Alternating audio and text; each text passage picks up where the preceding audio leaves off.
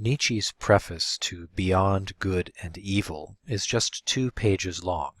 It begins with an infamous opening line, "Suppose truth is a woman."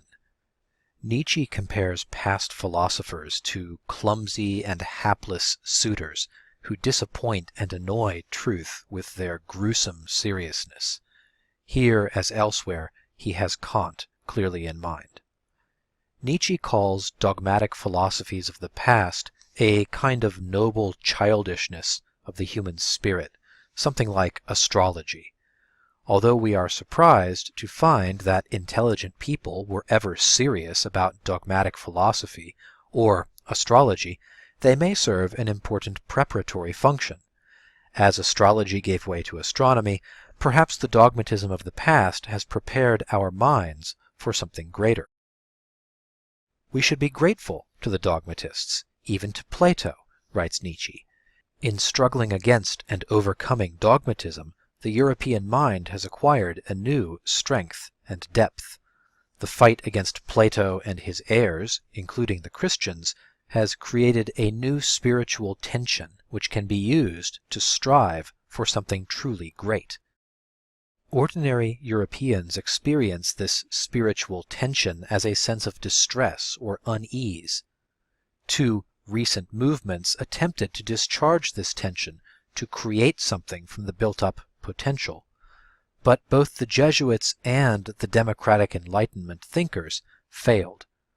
We free spirits, Nietzsche writes, will use the built-up tension in European culture to shoot for a farther goal, which he does not name. The preface ends here. Nietzsche will take up the critique of past dogmatic philosophies in Part 1 on the Prejudices of Philosophers. We will examine that next.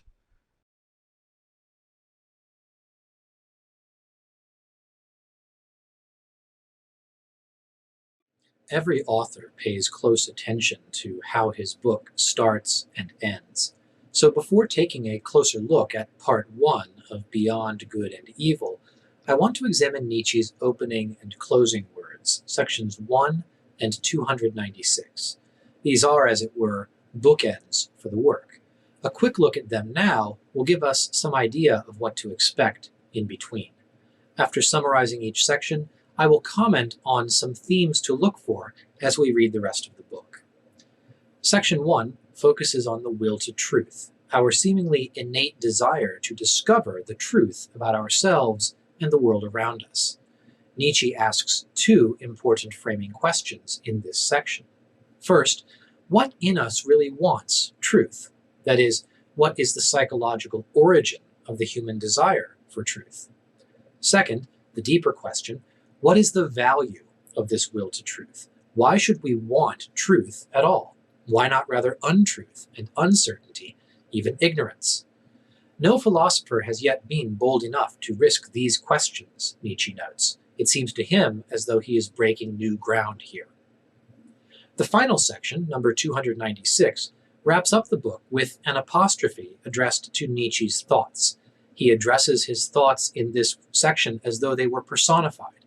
His thoughts, which were once so young and new, now are becoming old and dull. Some of you are ready, I fear, to become truths, he says.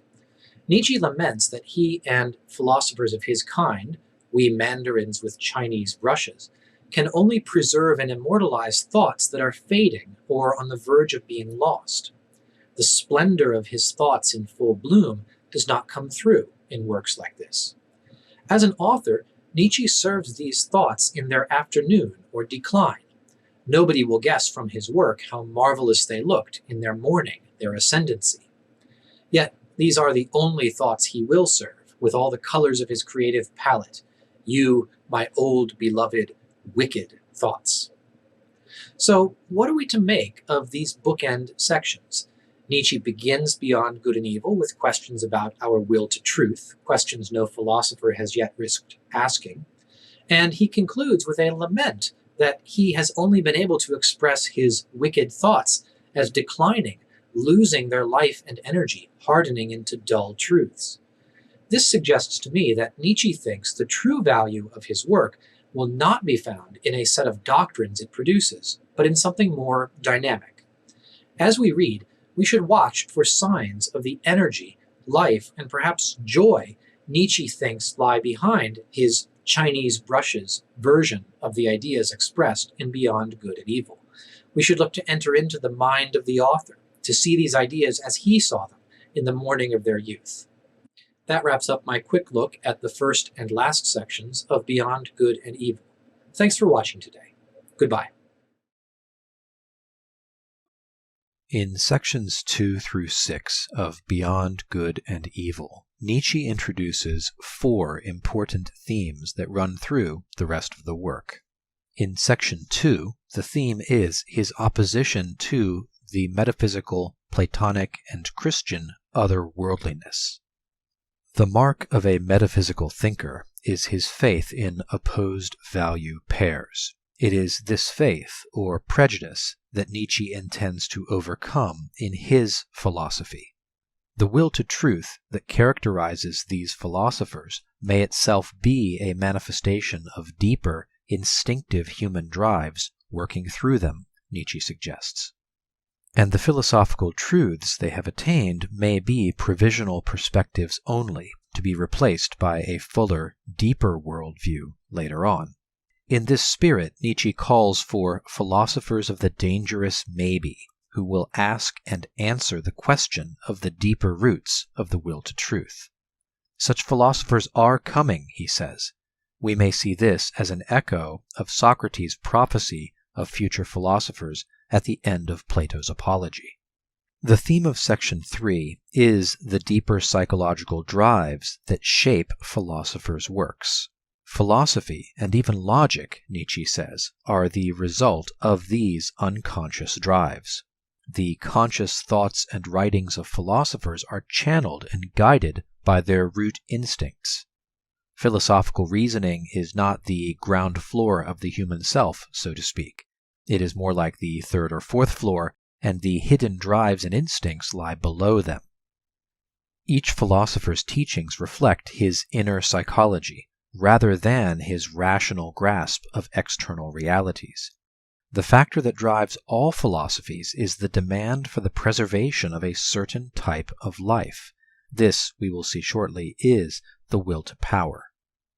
In section 4, Nietzsche moves beyond the will to truth, beyond true and false, we might say. He notes that while life, which is will to power, might be served by finding and believing the truth, it may also be that life demands falsehood in order to prosper and grow. But even to ask whether this is the case is to stand beyond good and evil, beyond true and false already. Nietzsche aims to resist philosophers' accustomed tables of value, looking instead for something deeper than the will to truth. He is acting here as a psychologist as much as a philosopher. Section 5 serves as a lead-in to the last major theme in section 6. Here, Nietzsche accuses past philosophers of being naive, but also of failing to be sufficiently honest with themselves and with their readers. Nietzsche's dose of honesty comes in section 6, where he introduces the theme that philosophy and morality are ultimately expressions of their author's personality and deep psychology. So, philosophical doctrines and systems come not from the truth of things and a will to grasp that truth, but rather from the personal character of the one philosophizing. A man's moral doctrines reflect who he is, rather than his character being shaped by his moral code. Philosophy, then, is ultimately a form of personal testimony, and perhaps should be evaluated on personal rather than impersonal terms. This suggests a new way of doing philosophy. We might use it to critique, say, Kant's philosophy, and we might bend it around to understand Nietzsche's project in this book. How does what he writes here reflect his own inner arrangement of instincts? Are we to evaluate this book not on whether its contents are true or false, but on whether the personality they express is one we approve of? We will address these and other questions as we work our way through the rest of the book. That's a look at sections 2 through 6 from part 1 of Beyond Good and Evil. After the first 6 sections of Part 1 of Beyond Good and Evil, there are about 18 pages left in this part on the prejudices of philosophers. In this video, I will comment on selections from these remaining sections. In section 9, Nietzsche attacks the Stoics and specifically their doctrine of natural law. Live according to nature is the Stoic motto, but Nietzsche observes nature is not orderly but wasteful and cruel. Despite their claim to wish to conform to nature, he says the Stoics really want something else. What they want is to impose their ideal or their morality on nature. They cannot recognize anymore that this is what they do, however. They're in a deluded state, and this is the case with other philosophies. They try to create or recreate the world in their own image. And so Nietzsche writes, philosophy is the tyrannical drive itself, the most spiritual will to power. So here Nietzsche is reducing philosophy itself to an acting out of the will to power over and over again in the history of thought. In section 13, Nietzsche critiques the idea that self-preservation is the fundamental life principle that explains organic activity. He notes that living beings do not, in fact, seek to preserve their lives. This is not the most fundamental biological drive. Life, Nietzsche says, seeks to dominate, to overwhelm, to discharge its strength into the environment around it, onto beings around it. Life itself is will to power. This is a fundamental doctrine of Nietzsche's. Self-preservation, he says, then is only a side effect of this much more fundamental will-to-power drive. I think Nietzsche gives us here his critique of Darwinian ways of thinking. Self-preservation and reproduction of the species are secondary to this more fundamental physiological, psychological drive, which is the will to power. In section 14, Nietzsche attacks physics and prejudices associated with it. Physics, he says, is an interpretation of the world, not an explanation of the world. Sense evidence counts strongly in favor of physics, but this is an appeal to the fundamentally plebeian tastes of the present age. Nietzsche contrasts these with the Platonic system, which he calls a noble way of thinking, which involved resisting the obvious evidence of the senses. Platonic philosophers, Nietzsche notes, found a kind of higher mastery in overcoming the obvious evidence of the senses. And of course there is some irony here in Nietzsche praising Plato in order to deride modern physics, modern believers in modern physics.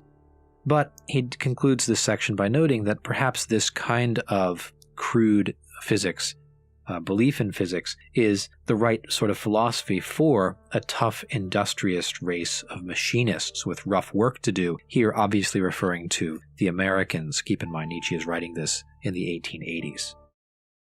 In section 17, Nietzsche attacks the superstitions of logicians. He notes that thought comes to us when it wishes, not when I wish. So in the statement, I think, we would be wrong to regard the ego as a condition for the activity or event of thinking. Nietzsche says thinking happens, but it is a pure supposition or prejudice to add I as the agent of this action.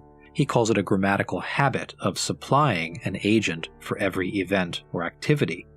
So he is criticizing here easy assumptions about the ego and the self, and he's also criticizing the immediate certainty of the Cartesians and the rationalists. He's criticizing the idea that we can have mental events about which we cannot possibly be wrong because of their clarity and distinctness and metaphysical certainty. In section 20, Nietzsche describes philosophy as an atavism, that is, a leftover relic of a previous stage. Philosophical concepts, he notes, form parts of an interconnected system, and they obey an unseen imperative. Something within leads them, something impels them in a definite order, he writes. Philosophy, he says, is a kind of return to the deep recesses of the soul, an atavism of the highest order. perhaps we should say an atavism in the realm of the spirit, in the realm of the intellect. And so he uses this to explain the resemblance of the Indian, Greek, and German philosophies and philosophizing based upon their linguistic affinity. He gives a physiological and racial origin of ideas, and he explicitly contrasts this with the Lockean blank slate idea. In section 21, Nietzsche argues against a causa sui, a self-caused event. He's arguing here against free will, the idea that the will can be free without any prior determinant. Free will, he says, is a superstition and a contradiction. And Walter Kaufmann notes in a footnote that Nietzsche here is attacking a position which is very similar to the position that Jean-Paul Sartre will articulate more than 50 years later. The desire to bear the entire and ultimate responsibility for one's actions, oneself, and to absolve God, the world, ancestors, chance, and society involves nothing less than to be precisely this causa sui, and, with more than Munchausen's audacity, to pull oneself up into existence by the hair, out of the swamps of nothingness. So what we have here, I think, is Nietzsche disagreeing with the position that Sartre will eventually articulate about the radical freedom and responsibility of the self. He's going to want to pin the self down to its physiological and spiritual origins and components. Cause and effect, he writes in this section, are useful fictions only. In real life, he says, it is only a matter of strong and weak wills. In section 22, Nietzsche criticizes the idea of laws of nature. He says physicists enjoy speaking of nature conforming to law, but this, he thinks, is a projection of and support for modern democratic egalitarianism. The scientist as much as says, all parts of nature, all particles of matter of whatever character, obey the same inexorable impersonal laws. This, says Nietzsche, is an interpretation, not a text. Another interpretation, Nietzsche's interpretation, is that nature instead is the relentless struggle of strength against strength. Nature is the combat arena of will to power. And Nietzsche is comfortable with his interpretation being recognized only as an interpretation. He says at the end of the section, so much the better. His point here, I think, being that there is no single interpretation that is the correct, true interpretation. The laws of nature that the physicists describe are just as much an interpretation as his will to power interpretation. In section 23, the final section of this part, Nietzsche describes psychology as the new master science of the human race. No philosopher, he says, has yet understood psychology, physiology, and the will to power as Nietzsche does. This involves recognizing that hatred, envy, covetousness, and the lust to rule, to dominate, are essential conditions of life. And recognizing this fact can produce a kind of seasickness of the spirit, a kind of vertigo which is almost overwhelming. But Nietzsche says, all right, let us clench our teeth, let us open our eyes and keep our hand on the helm. We sail right over morality by daring to make our voyage there.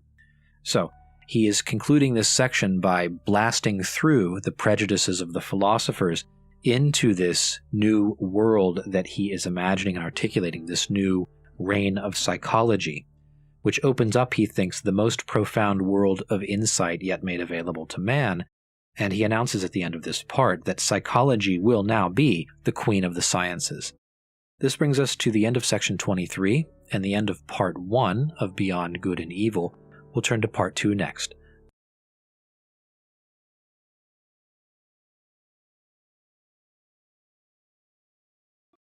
Part 2 of Beyond Good and Evil is titled The Free Spirit. It is 21 sections long and occupies about 21 pages in the Walter Kaufmann translation. This part transitions from Part 1 on the prejudices of past philosophers and takes up the nature of present philosophers whom Nietzsche addresses as we free spirits, and discusses the character of the philosophers of the future, the ones who are prophesied as coming at the end of Part 1. This video will discuss the first half of Part 2, sections 24 to 31. Major themes of these sections include the solitude and the elitism of the new philosophers. In section 24, Nietzsche discusses the holy simplicity of prior philosophers, their thought dominated by superficiality and wrong inferences. Present philosophy retains its faith in opposite values, says Nietzsche, but we see through it. In section 25, Nietzsche offers a warning to his allies, fellow free spirits.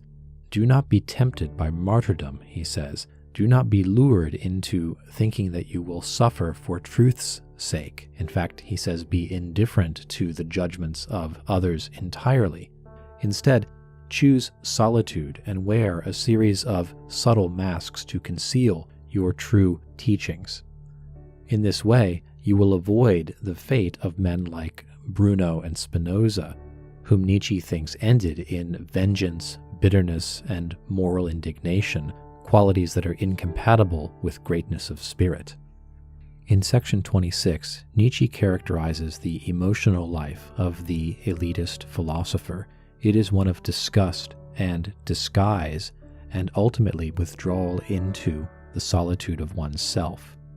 He also notes here that cynicism is a base imitation of philosophy. He calls it the closest that base men ever come to honesty. In sections 27 and 28, Nietzsche takes up the questions of pacing and tempo. We proceed, he says, at Ganges' pace, that is, at an exceptionally slow civilizational tempo, and we are misunderstood by our contemporaries who proceed at a tortoise pace or a frog pace. Even our good friends, Nietzsche says, should be given significant leeway, as they will misunderstand us for just this reason. In section 28, Nietzsche continues this thought with a discussion of language and translation. Languages, he says, have different tempos. So, for example, German, being quite a slow language, is almost incapable of expressing ideas and thoughts in the presto mode, that is, rapidly. Nietzsche begins section 29 by saying, independence is for the very few. It is a privilege of the strong. The solitude that is required for these philosophers requires tremendous inner discipline, and it is spiritually quite dangerous. If one enters the labyrinth unprepared, Nietzsche says, one is likely to be torn to shreds by the minotaur of one's conscience. In section 30, Nietzsche discusses the esoteric-exoteric distinction. Our highest insights, he says, will sound like folly to ears they are not meant for. That is, we will inevitably be misunderstood by the many. But he redefines the exoteric and the esoteric. They are not a matter of clarity or hiddenness or obscurity, but rather a matter of low and high. The exoteric looks up at the truth from below, and the esoteric looks down at it from above. In this section, there's also a hint of the transvaluation of values. Nietzsche says, what is nourishing for higher men will be poison to his inferiors. The higher, better kind of man can endure things, morally and spiritually, that would destroy lower men. And in section 31, Nietzsche discusses the errors of youth, a kind of impetuous wrath and reverence, loving and despising without sufficient nuance. And he notes that even the turn against one's youthful errors can itself be a product of youthful thinking, as it involves taking sides. It involves, again, this faith in opposite values, which he has been criticizing. That brings us to the end of roughly the first half of Part 2 of Beyond Good and Evil. We will turn next to section 32 and then the second half of Part 2. In section 32 of Beyond Good and Evil, Nietzsche discusses the three stages of social morality. The first stage is the pre-moral stage. This is the stage that characterizes prehistorical man, cavemen and hunter-gatherers and the like. In this system of moral thinking, the value of an action is determined by its consequences, so the action itself and the intention behind the action is irrelevant to its moral worth. This is a pre-philosophical way of thinking about the value of actions, and involves no attempt at self-knowledge. It is psychologically very primitive. Nietzsche writes, "The retroactive force of success or failure is what led men to think well or ill of an action." So we might think, for example, that a particular tactic in hunting might be regarded as good by primitive man because it leads to a greater amount of food available for the clan or for the tribe. The success in bringing food is what causes them then retroactively to value the skill at hunting, which led to that increased food supply. The second stage of human morality is the moral stage. This is the stage that has arisen as man has become civilized over the last 10,000 years or so.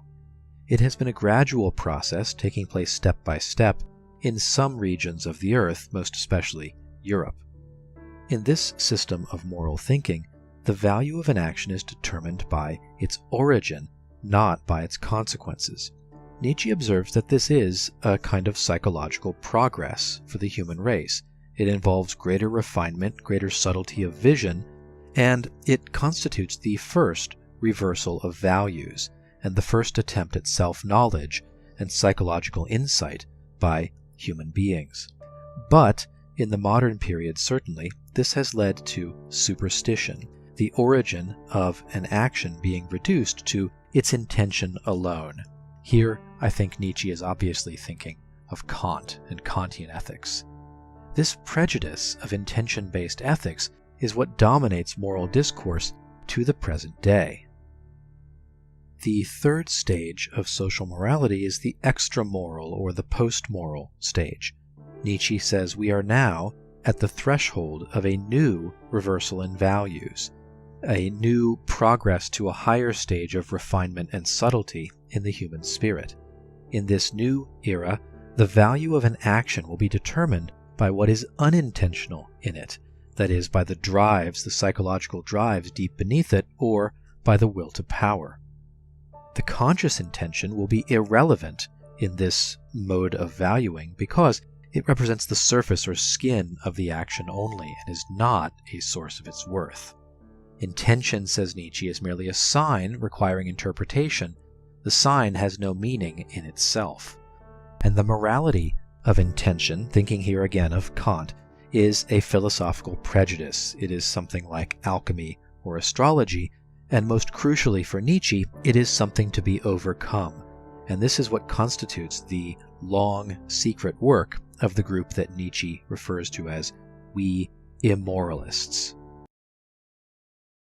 In the second half of Part 2 of Beyond Good and Evil, Nietzsche takes up two major themes: perspectivism and the use of masks, and the character of the philosopher of the future and its relation to the free spirit philosophers of today, including Nietzsche.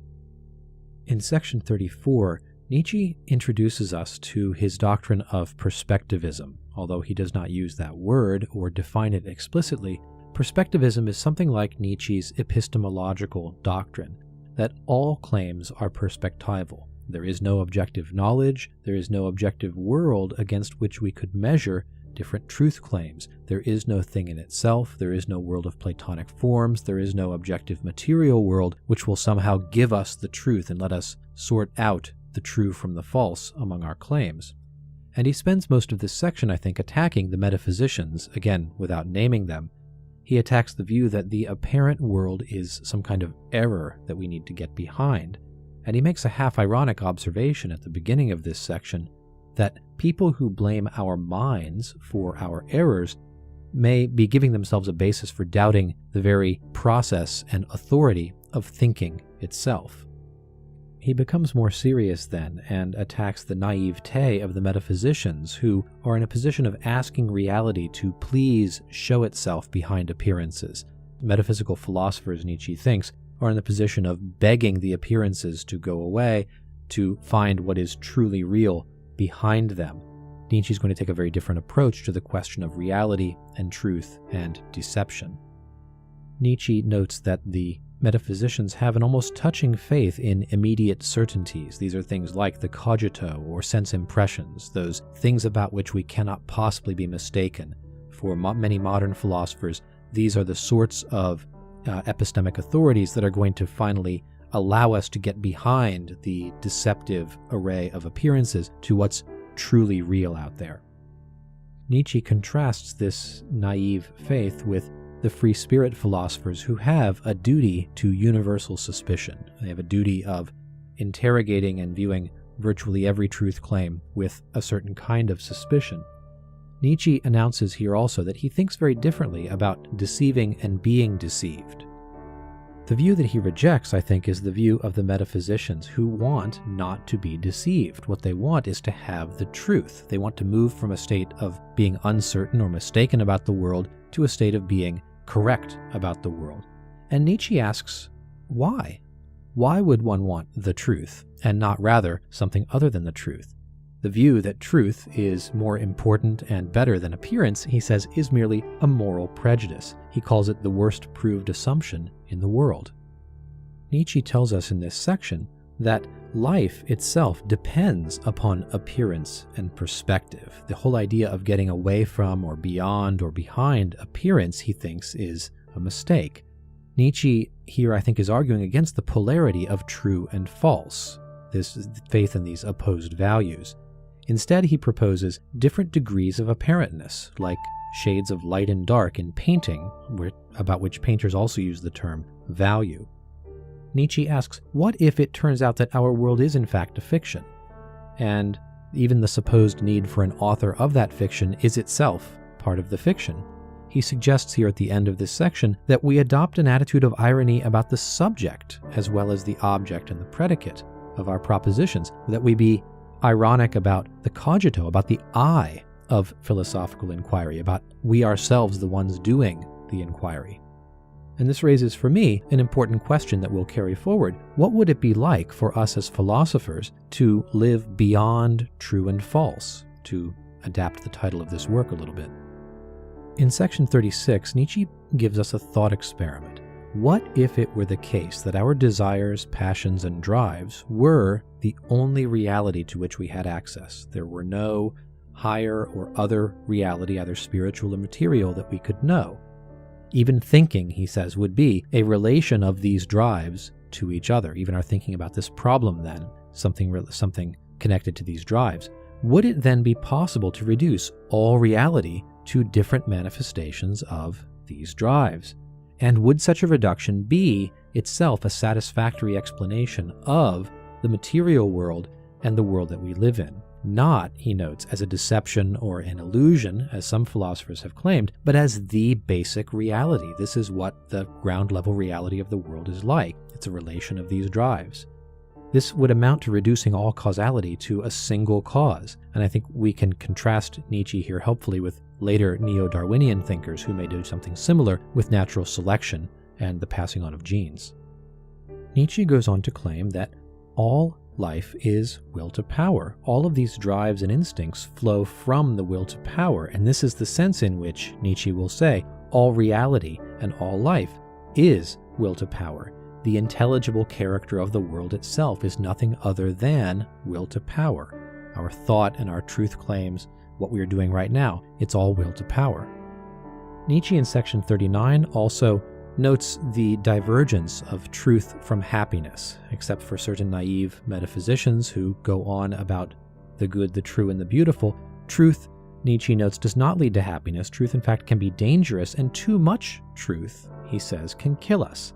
And if that's the case, then we might be able to measure each individual's strength of spirit by how much truth he's able to endure. Lower level spirits, weaker people would be able to endure less. The more of the truth of things you can face, the stronger spiritually you are. This is an important point to keep in mind for later in the work. In section 40, Nietzsche turns famously to the question of masks. He notes that profound spirits wear masks and even have masks growing around them constantly because of the false and shallow interpretations of their work by others, especially by their inferiors, by people who are destined, as it were, to misunderstand them. Kaufmann, the translator, thinks this is quite a significant section because here Nietzsche hints that there are many layers to his work and many different reactions which he anticipates, not all of which are equally revealing of Nietzsche's true thought and true intentions. So I ask, how, if this is the case, can we unravel Nietzsche's writings to find his true opinions and his core doctrines? He's not going to tell them to us straight, but only ironically he'll tell the truth but tell it slant. Here we might think of Nietzsche as being as similar as an ironist to Socrates, to Plato's Socrates. We'll take up that contrast more later on as well. The last 3 sections of Part 2 turn to the character of the new philosophers, the philosophers of the future. In section 42, Nietzsche makes an elaborate triple pun in German, which I'll explain briefly before moving on. Nietzsche refers to these new philosophers. He says, I will give them a new name. I will call them Versucher, which I will translate here as being tempter experimenters. It really means both. The term really means both of those. The German word Versuch means experiment. It can also mean attempt, as Kaufmann explains in a footnote. Versuchung means temptation, and Versucher, a person who does these things, is either an experimenter or a tempter. And Nietzsche, as it were, means both of these meanings simultaneously. The philosophers of the future will attempt new things. They will make experiments that are also temptations. And these will be temptations both for themselves and for us and for other people. In section 43, Nietzsche discusses the relation of these new philosophers to truth. He notes that they will have truth, as all philosophers have had their truths, but they will be non-dogmatic about it. Truth will be something of a personal possession, almost like a coat of arms for a royal house. Truth will be reserved for the elite who can endure it. They may say, my judgment is my judgment, and that's because no one else is worthy of it. One has to prove oneself my equal before they can share in my judgment. The idea of my making truth claims that would somehow be binding for everyone is no longer an assumption that Nietzsche will employ. So we have here great things for the great. And Nietzsche says what is common always has little value. He's pointing here towards another core teaching of his, the necessity of an order of rank in the realm of the spirit. And he makes here his famous observation that there is a certain bad taste of wanting to agree with many people. And I'll note in passing that this is primarily an aesthetic judgment about wanting to agree with many. It's in poor taste. It's something one just ought not to do because it's a low, base, shameful thing to do. In section 44, the final section of this part, Nietzsche discusses the relationship between 3 different types of philosophers. The philosophers of the future, these new men that are coming, who are thoroughly different from anything that is on the earth now. Nietzsche refers to them as very free spirits at one point. Contrasted with these are the free spirits of the present age, including Nietzsche himself. These people are the heralds and precursors of the philosophers of the future. So Nietzsche is casting himself here not so much as a messiah as a precursor. He doesn't have a messiah complex so much as he has a John the Baptist complex. And the third group are the pseudo-free spirits of today, Nietzsche's contemporaries who he thinks claim falsely to be free spirits, and he criticizes them witheringly in this section. He contrasts we free spirits with the so-called free spirits of today. These are the free thinkers, the levelers. Nietzsche calls them slaves of democratic taste. They cannot practice solitude. Their thought is ridiculously superficial. And what they want is the opposite of what the free spirits want. They want herd happiness. They want utilitarian benefit for all. They want equality, sympathy. They want to abolish suffering. They blame the societies of the past for being engines of suffering. And Nietzsche says this is close to the opposite of the truth. Nietzsche refers to himself and his fellow free spirits as opposite men, and notes that the advancement of the type man can come through struggle and suffering, as well as through happiness. And this explains the silence of the free spirits. They are opposed to this modern antipathy to suffering, and they realize their opposition may be dangerous. Nietzsche ends this section and this part with a long encomium to the free spirit, also hinting that the future philosophers will be similar to this. These free spirits are independent, They are grateful for some of their suffering. They are curious, cruel, impenetrable, and solitary.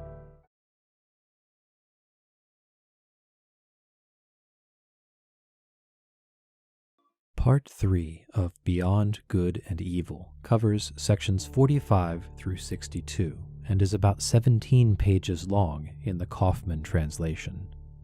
Kaufman's title of this part, What is Religious?, suggests a parallel with the title of Part 9, What is Noble, but the parallel is not there in German. The German title of Part 3 is Das religiöse Wesen, meaning the religious character or manner. Here, Nietzsche will give his thoughts on the psychology of religious belief, its origins and cultural effects. This video will cover 3 main themes in Part 3: the character of the saint, the tension between religious life and modern society, in which Nietzsche surprisingly seems to favor religion, and the effects of Christianity, both positive and negative.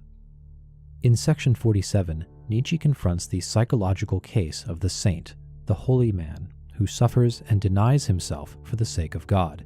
How is such a human character possible? One reason we find the saint ascetic so interesting, says Nietzsche, is his union of opposites. We often see a bad man transformed into a good and holy man. Think here of St. Augustine, for example. Thus, the saint seems to be a type of overcoming the opposed values that are a major theme of this work. Powerful men have often bowed before the saint's riddle of self-conquest, writes Nietzsche. This is because they recognize in the saint a strong will, eager for the challenge of self-overcoming. In praising and honoring the saints, powerful spirits praise and honor these same qualities in themselves. This is the will to power. Similarly, the fear that powerful men feel when looking on the saint, the fear that the saint has discerned some hidden truth about reality, some hidden danger of which the powerful are ignorant, this also reflects their awareness of will to power. So according to Nietzsche, both the saint's strength of will and the admiration he inspires are due to his instantiating the will to power even in his self-discipline and asceticism. In section 54, Nietzsche notes that modern philosophy, especially following Descartes, aims to abolish the old concept of the soul, and as such is by its very nature anti-Christian. But if modernity is opposed to Christianity, this does not make Nietzsche automatically pro-modern. In section 58, he roasts a certain type of condescending German biblical scholarship. A religious life of prayer and devotion to God requires leisure and an aristocratic attitude toward work, writes Nietzsche. And modern industrialized democratic Europe, our modern, noisy, time-consuming industriousness, proud of itself, stupidly proud, is incompatible with religious life. Rather, modern society trains and educates people for unbelief. But Nietzsche does not approve of this new modern atheism. Among such ignorant and proud moderns, he identifies one type for special scorn: people who have lost all religious instincts and no longer know what purpose religion ever served. They just marvel at its persistence as they go about their business and their pleasure. Nietzsche places the great majority of German middle-class Protestants in this class of people, and his description of this group contains some elements of the last man he describes in Zarathustra's prologue. Perhaps these moderns who have forgotten the spiritual ambitions of religion are a sort of proto-last man. Perhaps we should call them penultimate men. In the second half of section 58, Nietzsche rips into the German critical scholars of religion, who take a smug, superior attitude toward the beliefs and believers they study and explain. I think Nietzsche here is condemning the shallow, bourgeois critics of Christianity, who underestimate both its ambition and its value. They live in a religionless world, a spiritually flat world. And this world without greatness is not a future Nietzsche wants for human culture, as we will see later in the book. In the final 2 sections of Part 3, Nietzsche catalogues the positive and negative effects of religion on European culture and psychology. religion has been helpful in governing peoples and bringing them to more advanced levels of cultural and spiritual development.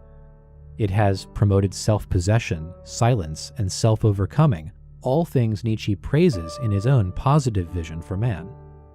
However, the negative effects of religion are substantial, he claims. In relieving suffering and preserving the weak, it has worsened the human race, short-circuiting what we might call the natural selection cycle. It has also inverted the values of strong and weak into good and evil, which he will say more about in Part 9. Nietzsche calls Christianity the most calamitous kind of arrogance yet, for it is not hard enough to give the world new, exceptional individuals, overmen. Instead, it has, so to speak, kept the European spirit on a low simmer, allowing the pernicious egalitarian spirit of modernity to infect mankind. The result is the sickly, mediocre herd animal type of man, and the decline of strong and masterful human types. Nietzsche sees this effect on the psychology of modern man as Christianity's greatest crime. This concludes my commentary on Part 3 of Beyond Good and Evil. We will turn to Part 4 next.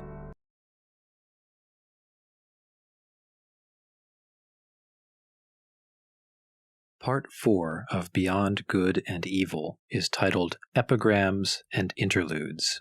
This is a transitional part between the first 3 and the last 5 parts of the book. It is about 15 pages long in the Kaufman translation and consists of 125 numbered sections. Most of these sections are a single sentence. They are basically tweet length, and you will find some of Nietzsche's most memorable and famous quotes in this section. I think Nietzsche means these epigrams as a kind of palate cleanser for the reader, so I recommend that you browse through them. Don't try to read too deeply for meaning, but appreciate Nietzsche's style and wit as he touches lightly on themes that he has already raised and that he will continue to develop in the latter half of the book. Here is a selection of my favorite sections from this part, jumping around and arranging them thematically. Enjoy. On the topic of crime, section 109. A criminal is frequently not equal to his deed. He makes it smaller and slanders it. Also, section 110. The lawyers defending a criminal are rarely artists enough to turn the beautiful terribleness of his deed to his advantage. And section 116. The great epochs of our life come when we gain the courage to rechristen our evil as what is best in us. On the character of the great man, Nietzsche tells us in section 74, a man with spirit is unbearable if he does not also have at least 2 other things, gratitude and cleanliness. Also on the topic of the great man, section 126, a people, ein Volk, is a detour of nature to get to 6 or 7 great men. Yes, and then to get around them. Also, section 167. In men who are hard, intimacy involves shame and is precious. Walter Kaufmann notes that many of these epigrams foreshadow Freud in significant ways. Among these is number 68. I have done that, says my memory. I cannot have done that, says my pride, and remains inexorable. Eventually, memory yields. Number 75. The degree and kind of a man's sexuality reach up into the ultimate pinnacle of his spirit. Section 158. To our strongest drive, the tyrant in us, not only our reason bows, but also our conscience. And finally, section 146. Whoever fights monsters should see to it that in the process he does not become a monster. And when you look long into an abyss, the abyss also looks into you. I hope you've enjoyed this quick tour of Part 4 of Beyond Good and Evil. We'll look at Part 5 next.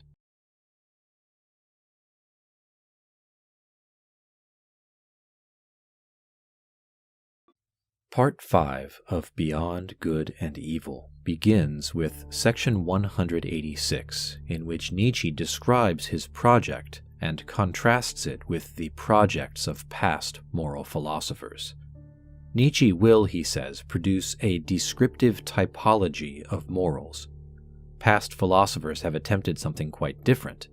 They have tried to find a rational foundation for morals. This quest for a rational foundation took the existence of morality and moral obligation for granted. Thus, the moral philosophers of the past ignored the descriptive task as trivial and unimportant.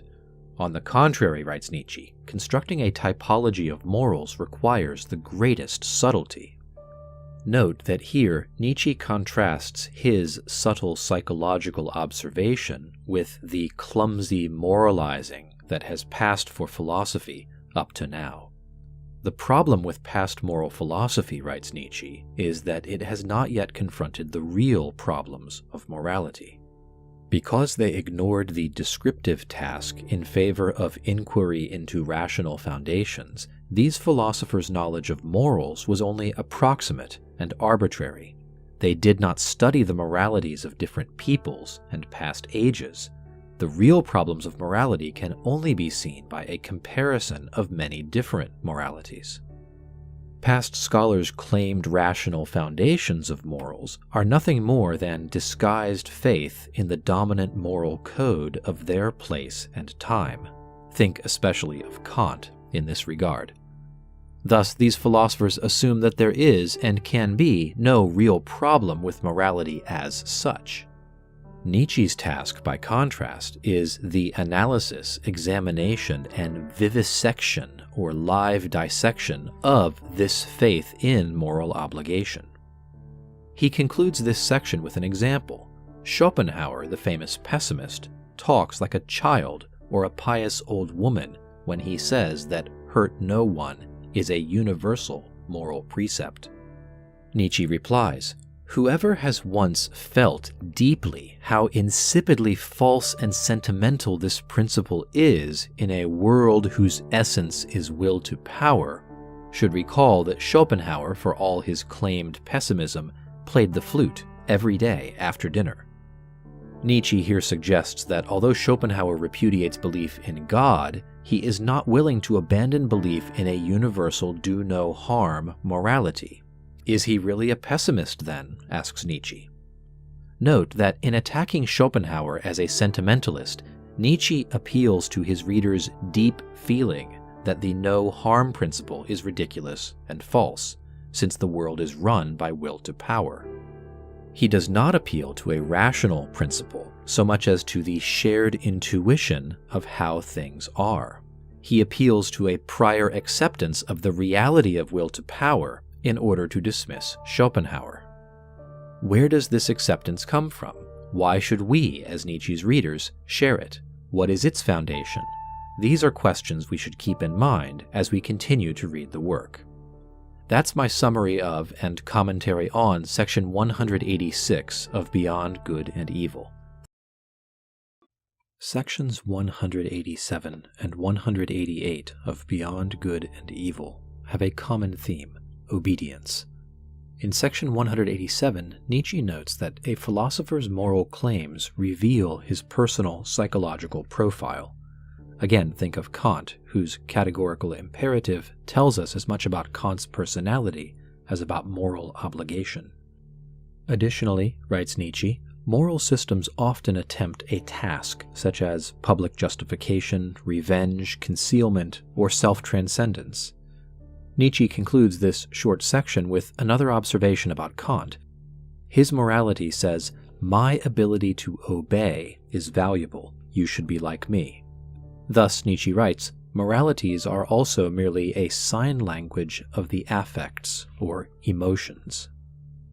Note that Nietzsche here discusses moralities in the plural rather than morality, singular. He is giving a natural history of past philosophers' moral codes, considered independently of their truth.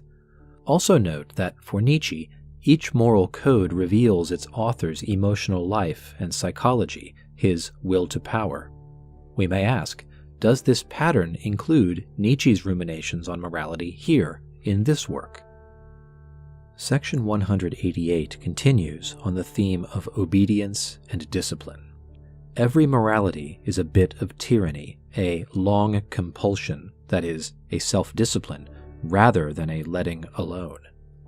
All freedom, all culture, Nietzsche writes, depend on seemingly arbitrary laws and restraints.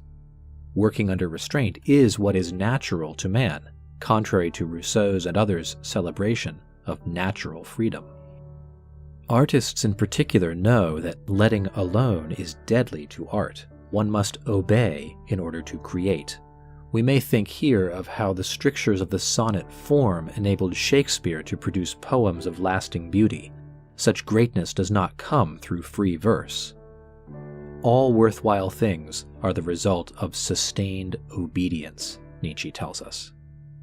The long unfreedom of discipline under ancient and Christian systems of thought has generated strength in the European spirit.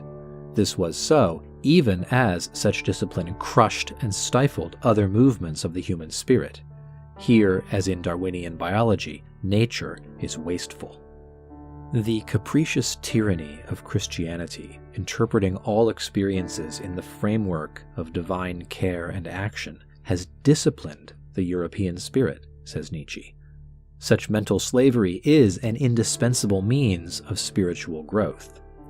Every morality requires discipline, narrowed horizons, the tightening of possibilities rather than their opening, that is, letting alone. In a certain sense, stupidity is a condition for life and growth.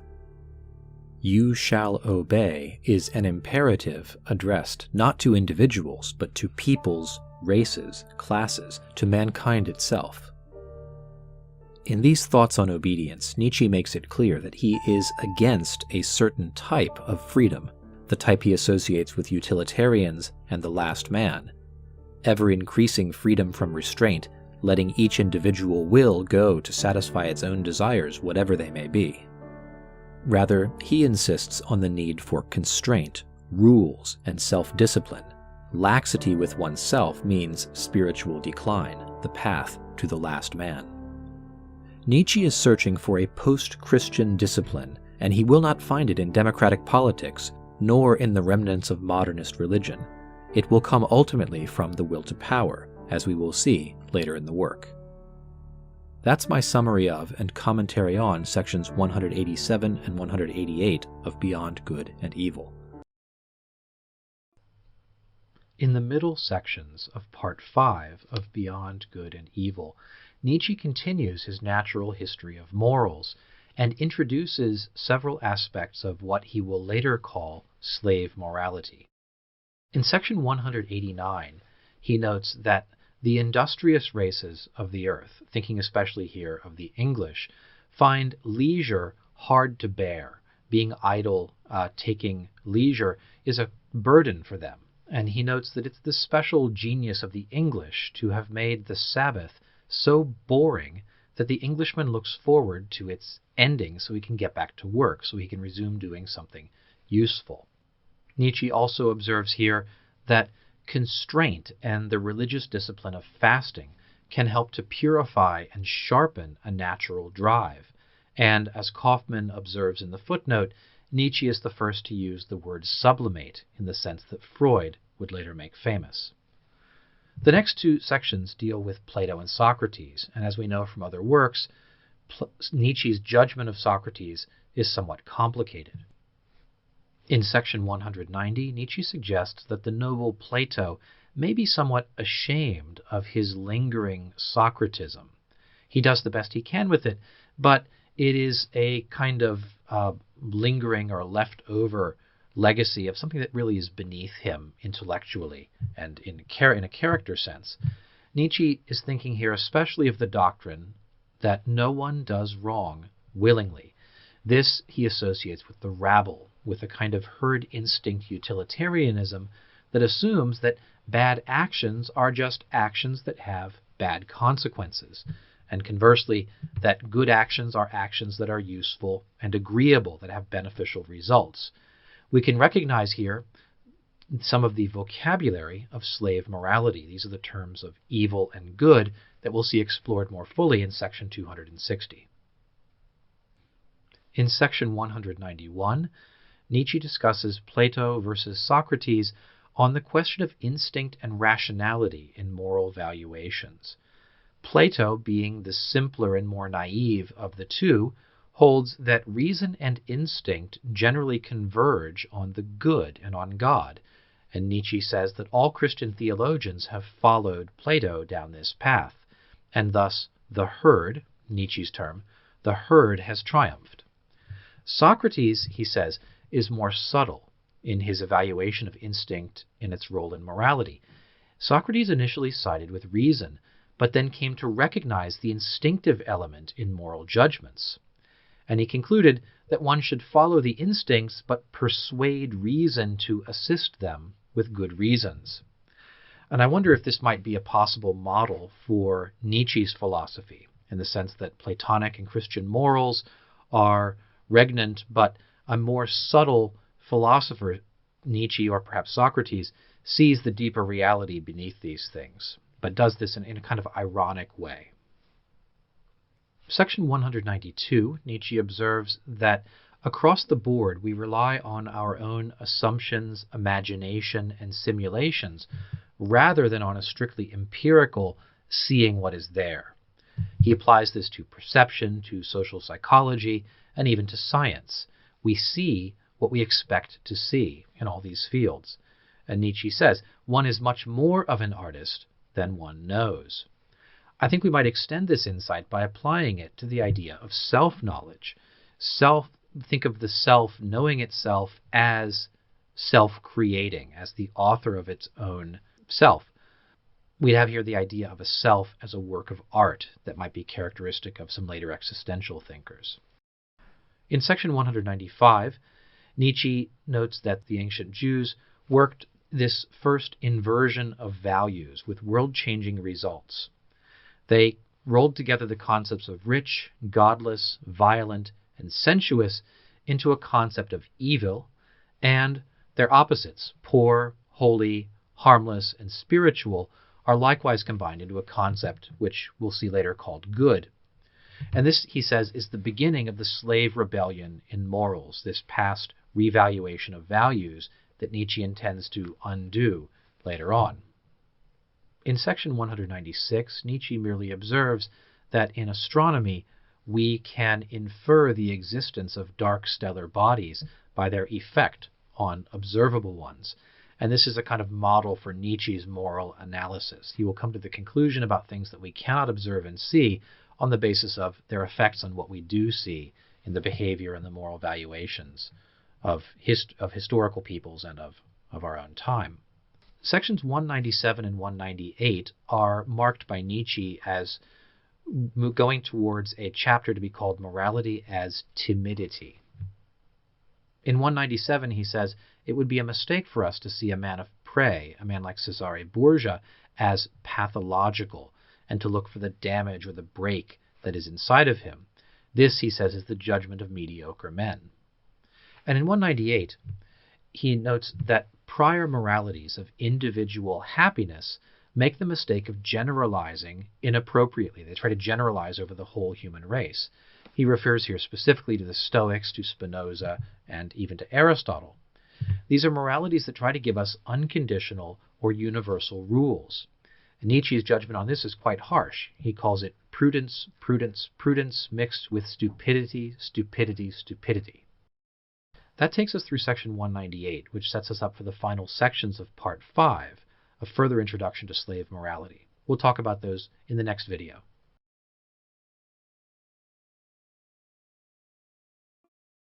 The final 5 sections of Part 5 of Beyond Good and Evil are important and should be read carefully. Before we begin, I'd like to say a word or two about Nietzsche's Lamarckism. Lamarckism is a pre-Darwinian, pre-Mendelian belief that changes that an individual acquires through purposive behavior can somehow be passed on to future generations. The difficulty with Lamarckism is that it is undeniably false. It is simply not a viable biological theory any longer. So a question to think about as we read what Nietzsche is saying in these sections is whether any of his claims or insights can be separated from his Lamarckian assumptions. Can we reinterpret some of his claims in a psychological or sociological framework, for example? Now, on to Nietzsche's text. In section 199, he says that human societies have always consisted of herds, with many who obey and relatively few who command, and that over time this need for obedience is now innate in many human beings. And this produces what he calls a formal conscience, a kind of structural conscience, which simply says thou shalt or thou shalt not, with a blank at the end, thou shalt blank, thou shalt do something. These are always phrased in terms of unconditional and impersonal commands, but they require content. The content, says Nietzsche, is always provided by something like instinct or public opinion, class prejudice, or generally any loud voice that can impress a certain content upon the formal conscience of the herd individual. Human history and its progress and lack of progress, he says, can be explained by the fact that the herd instinct is more readily inherited than the command instinct. And so the logical end of all this process is that the commanders gradually die out, or they suffer from guilty conscience. They end up having to deceive themselves in order to command. They have to pretend that they obey even while they are commanding. This is the situation that actually exists in Europe today, says Nietzsche, today for him being 1886. He calls this the moral hypocrisy of the commanders. They need to deceive themselves in order to command. They need to pretend that they also are obeyers, obeying some kind of higher command, either commands of objective morality or of divine will.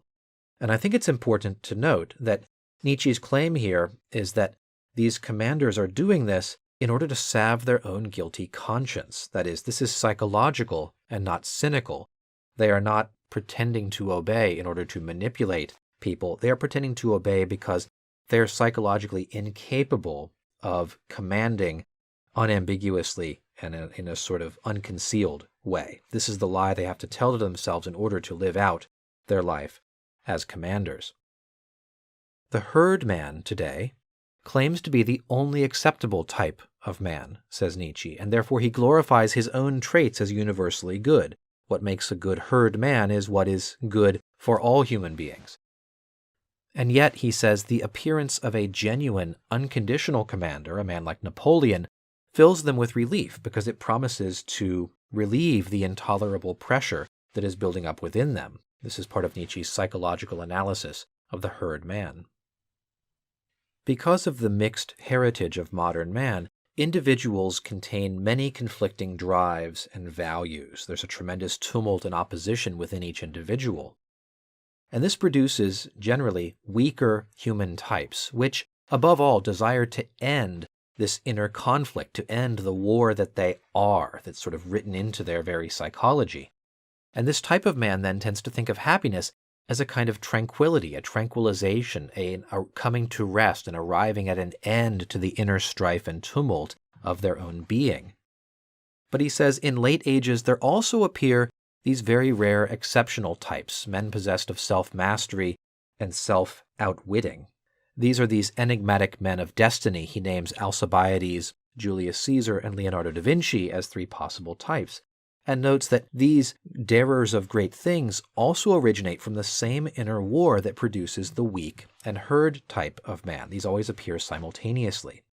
We might think here of whether he is speaking of something like the overman that he described in Zarathustra.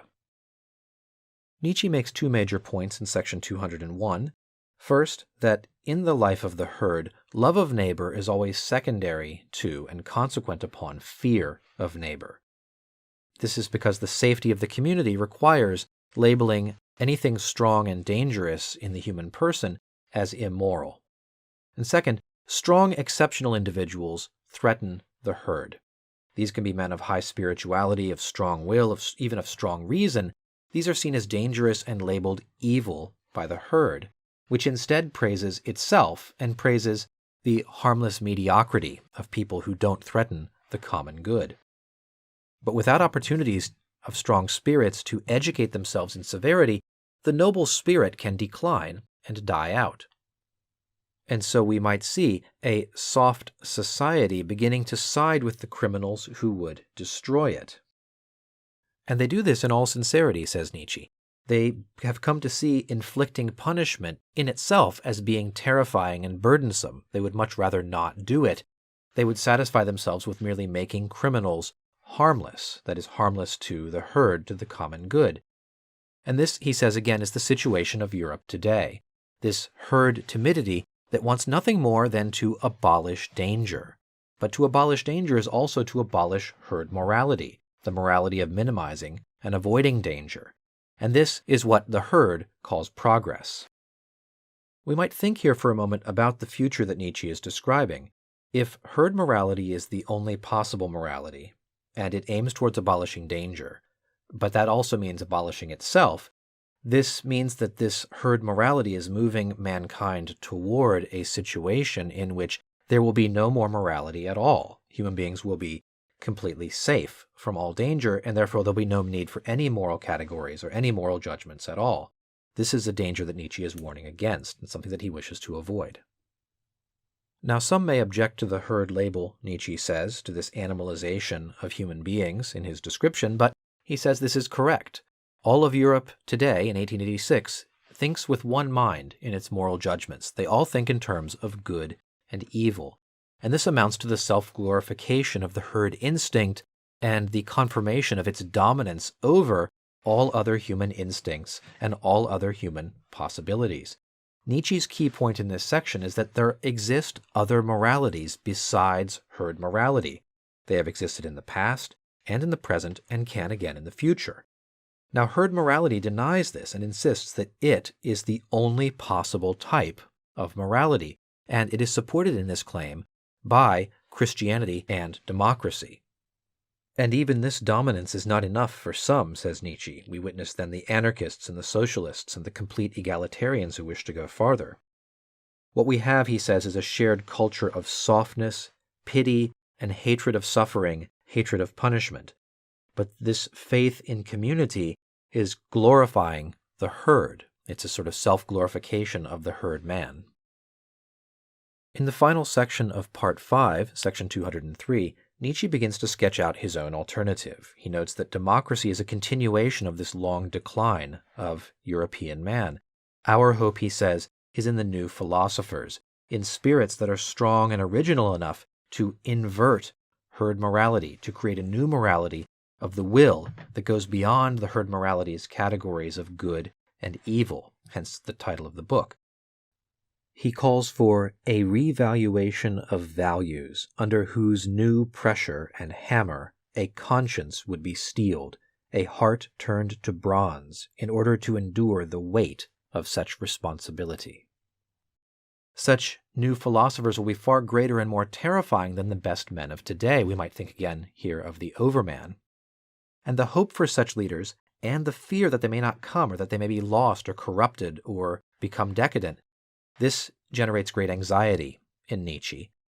But the alternative to this is the completion of this herd morality conversion of man into just another animal, a kind of dwarf animal. And this provokes an even stronger reaction of nausea in Nietzsche. So with Nietzsche's anxiety and with his nausea, we conclude Book 5. We'll look at Book 6 next.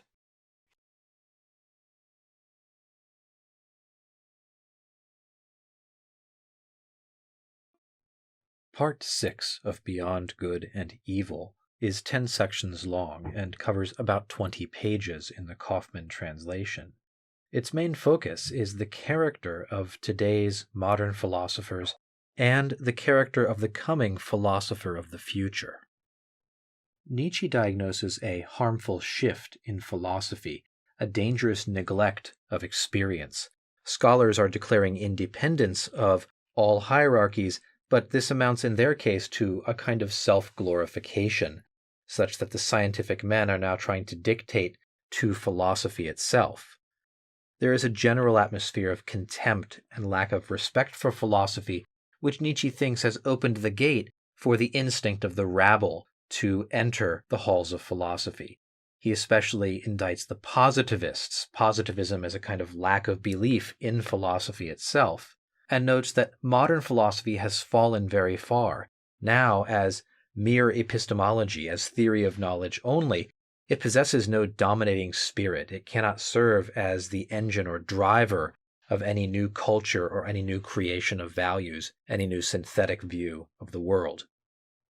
He refers to philosophers who overspecialize as dilettantes or millipedes, and he argues that philosophers should be giving a strong yes or no to life and to the value of life, and that by the standards of today, the genuine philosopher will seem to be imprudent to take wild risks with himself. Today's scholars, Nietzsche says, have traded fruitfulness for respectability, and so they have all the virtues of this type of person: industriousness, a patient acceptance of their position in life, along with a moderation and sensitivity to the needs of their equals, of their class of mediocre people. He notes that this type of scholar profoundly wants an affirmation of his own value and his utility, a sort of constant reminder or refresher of the social usefulness of his work. Nietzsche says this is a remedy for a psychological defect, for this kind of self-mistrust which infects this mediocre sort of soul. These people also possess the vices of their class, a kind of petty envy or familiarity, and finally, a cold-eyed resentment which finds expression in an attempt to annihilate or pull down whatever is exceptional, whatever stands above the mediocre. Nietzsche has some critical words for the objective spirit in philosophy and in scholarship. The purely objective man, to the extent that he realizes his ideal, becomes a kind of mirror. He empties himself completely and simply reflects whatever is in front of him. He submits himself to the reality that he is studying, and in doing this, he minimizes himself and his own role in the entire project of knowing. There is little love and little hatred in him. He has become an instrument rather than a philosopher, and so he cannot be an engine of culture, of value creation. He's not a goal. He has, in a sense, lost himself in his pursuit of this style of objective scholarship. Philosophers who reject skepticism are received with a kind of horror by the scholars of today, says Nietzsche, who see skepticism as a necessary corrective against the forces of nihilism, and are very concerned about anyone who breaks with this party line.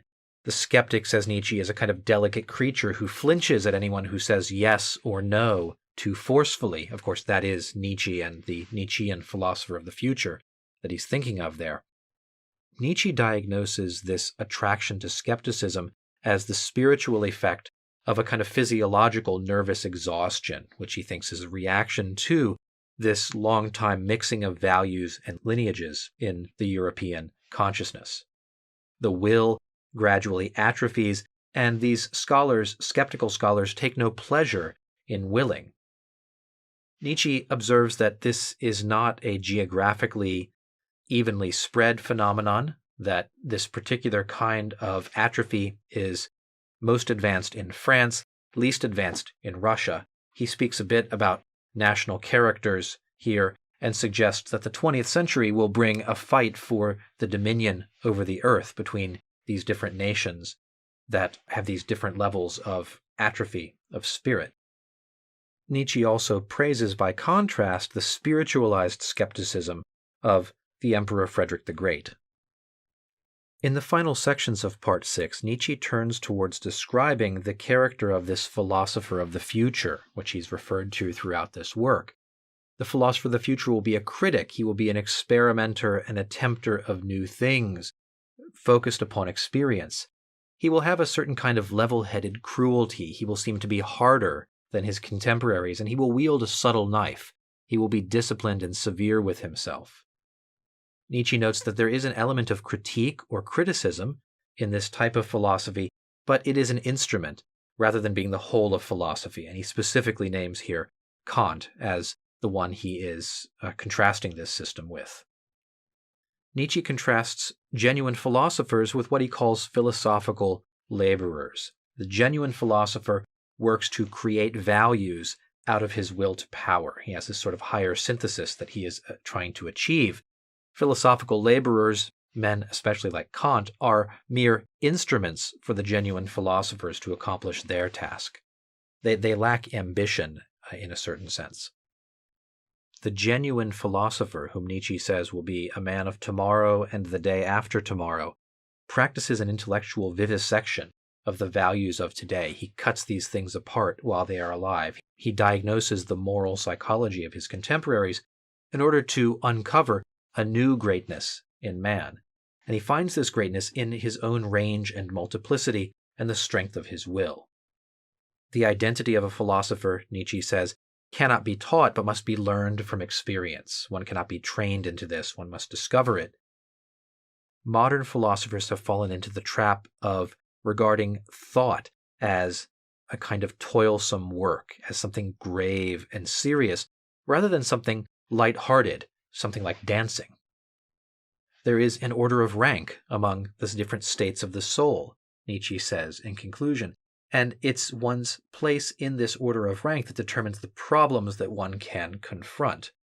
The genuine philosopher, the philosopher of the future, will be the result of many generations' worth of preparation.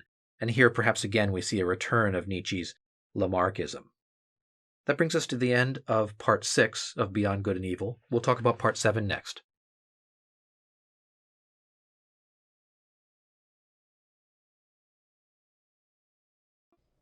Part 7 of Beyond Good and Evil is about 25 pages long. It runs from section 214 to section 239. The final third of this part covers Nietzsche's thoughts on women. I'll discuss those in a separate video. Let's begin with the title. The title of Part 7 is Our Virtues. We should remember that this follows Part 6, titled We Scholars, so we can imagine that Nietzsche here is addressing his allies and also sketching out the character of this new type of philosopher, this new philosopher of the future, the type of person he will refer to at the beginning of this part as the firstborn of the 20th century. We should also remember throughout this part that for Nietzsche, all philosophy is personal. A philosopher's thought reveals some important element of his character or psyche. We'll return to that theme over and over again throughout Part 7 and beyond. In section 214, Nietzsche names some of these virtues of the philosophers of the future: a dangerous curiosity, a certain art of multiplicity and disguise, and a kind of mellow cruelty, he says, characterize us, we new generation of scholars. The only virtues we will have, he says, are the virtues that agree with our needs, with our own inner inclinations. Again, this theme that philosophy is intensely personal. We would search for our virtues, Nietzsche says, in the labyrinth of ourselves, raises an interesting prospect of interior study, not as a source of illumination, but as a kind of searching through a labyrinth for a way through. So one looks for one's own virtues through self-exploration, through interior reflection. And this serves in some way as a replacement for a good conscience, which might have characterized a previous generation of philosopher. Nietzsche ends section 214 by promising that very soon all will be different. And I think he means by this that we new philosophers may seem similar to the old ones in our interiority, but just wait. The product, the end result of this reflection will be quite different in character. Section 215 is quite short, and it begins with an astronomical metaphor.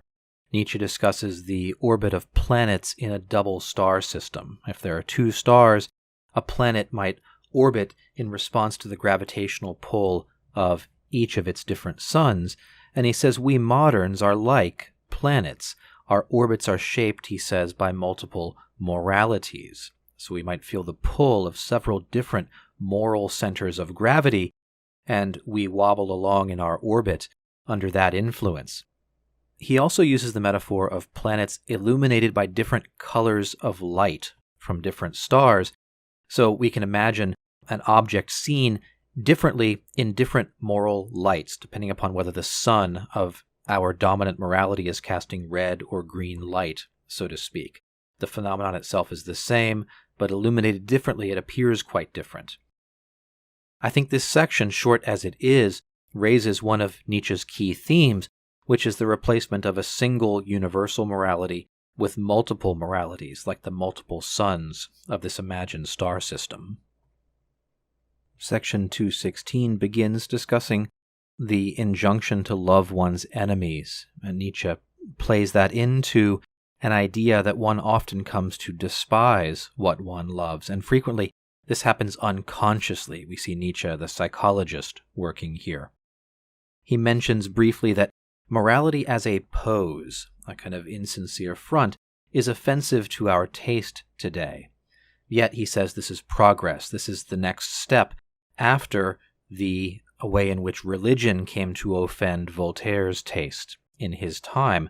This is what, he says, separates our generation of philosophers from the old Puritanism and the like. Section 217, Nietzsche warns us to beware the tactful and the subtle, for they never forgive you if you catch them in an error. They never forget a stupidity or humiliation that they have suffered in front of you.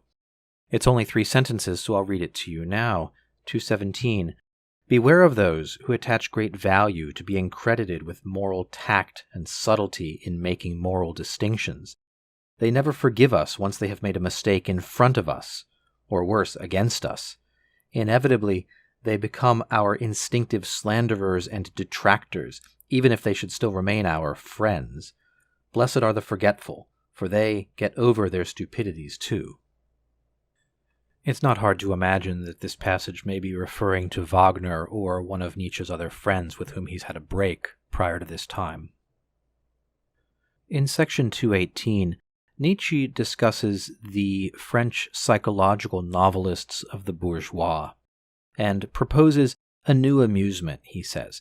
Study the mediocre, the unconscious craftiness, he says, of mediocre lower spirits toward higher spirits. He says, in this study of humanity, you will find 1,000 times more subtle psychological distinctions at play than in the middle classes, so celebrated in the novels of the time. And I think it's worth noting here the attention that Nietzsche draws to the complex psychology of the low in their attitude toward the high in spirit. This will be important when we come to master morality and slave morality later in the book. This section ends with a kind of offensive injunction to the psychologists of the day. He says, vivisect the good man, the man of goodwill, vivisect yourselves.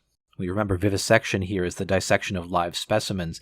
Nietzsche is telling the psychologists of his day, the inferior psychologists, to turn their tools on themselves, to vivisect themselves, examine their own moralities, and how they have come to be.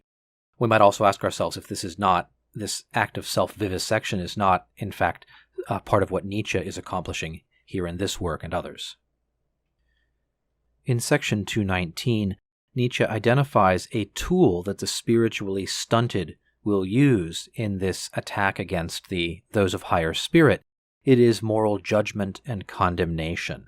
This is a kind of revenge, he says, and compensation for their own weakness. We should keep in mind here the concepts of ressentiment and slave morality, which we will discuss elsewhere.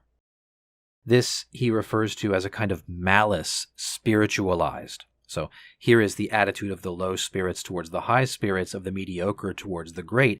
It's a kind of spiritual malice, a desire to destroy and pull down out of spite. The low, he says, take pleasure in finding a standard that the high will fail, or at least in which the high are their equals, because we all fail, we all are sinful. He says the most vigorous foes of atheism show this quality and fall into this camp. He ends this section with a kind of esoteric conspiracy talk. He notes that he will conceal his true purpose, or we might say present it in a kind of slant fashion.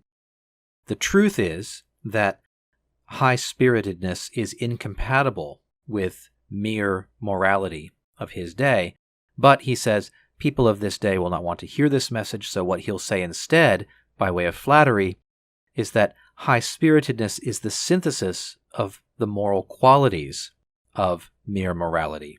It is a kind of spiritualized justice. It is an order of rank among things. And there's clearly some irony here, since Nietzsche does intend to uphold the order of rank, but I think he's speaking conspiratorially to the reader about his intent to present this in such a way that it will be endorsed precisely by the people who are most vigorously his enemies.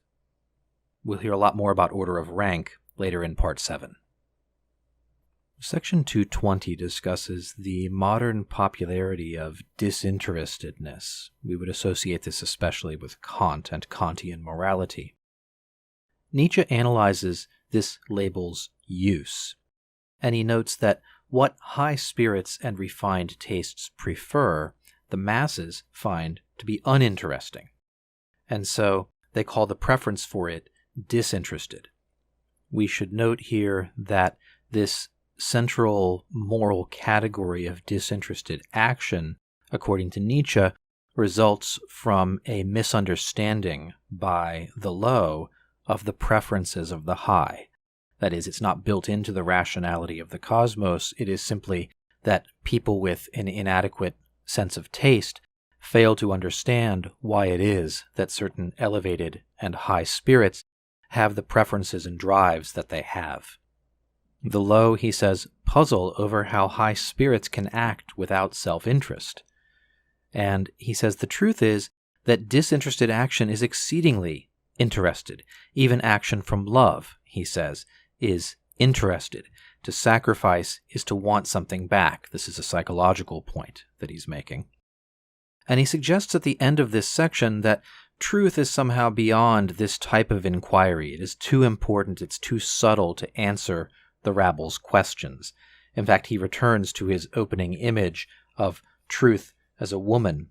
He says even now, truth finds it necessary to stifle her yawns when she is expected to give answers. In the end, she is a woman. She should not be violated. So we have the sense of truth as lying beyond the sort of scrappy questions of the multitude in this regard. It's something more noble and elevated than this pedestrian type of philosophy can treat. Section 221 discusses the theme that morality is personal, and he argues against any kind of impersonal universalism in morals, thinking again here, obviously, of Kant. To impose an impersonal morality on everyone is a profound error. It depends a great deal in any particular situation on who the actor is and who the other person is. That is to say, the particular is always more important for this decision-making than any abstract universal. So, his example, a man who is made for command, in such a man modesty would be a vice. A quote from the middle of this section, which I think is quite revealing.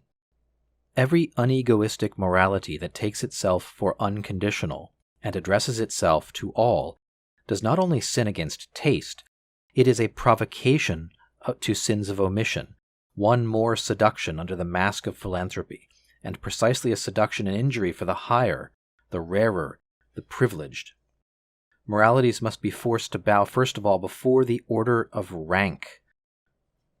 So we have here Nietzsche's key idea that morality is ultimately a matter of taste, and that the imposition of a single universal morality on all will be not just an error, but a temptation, a seduction to powerful spirits.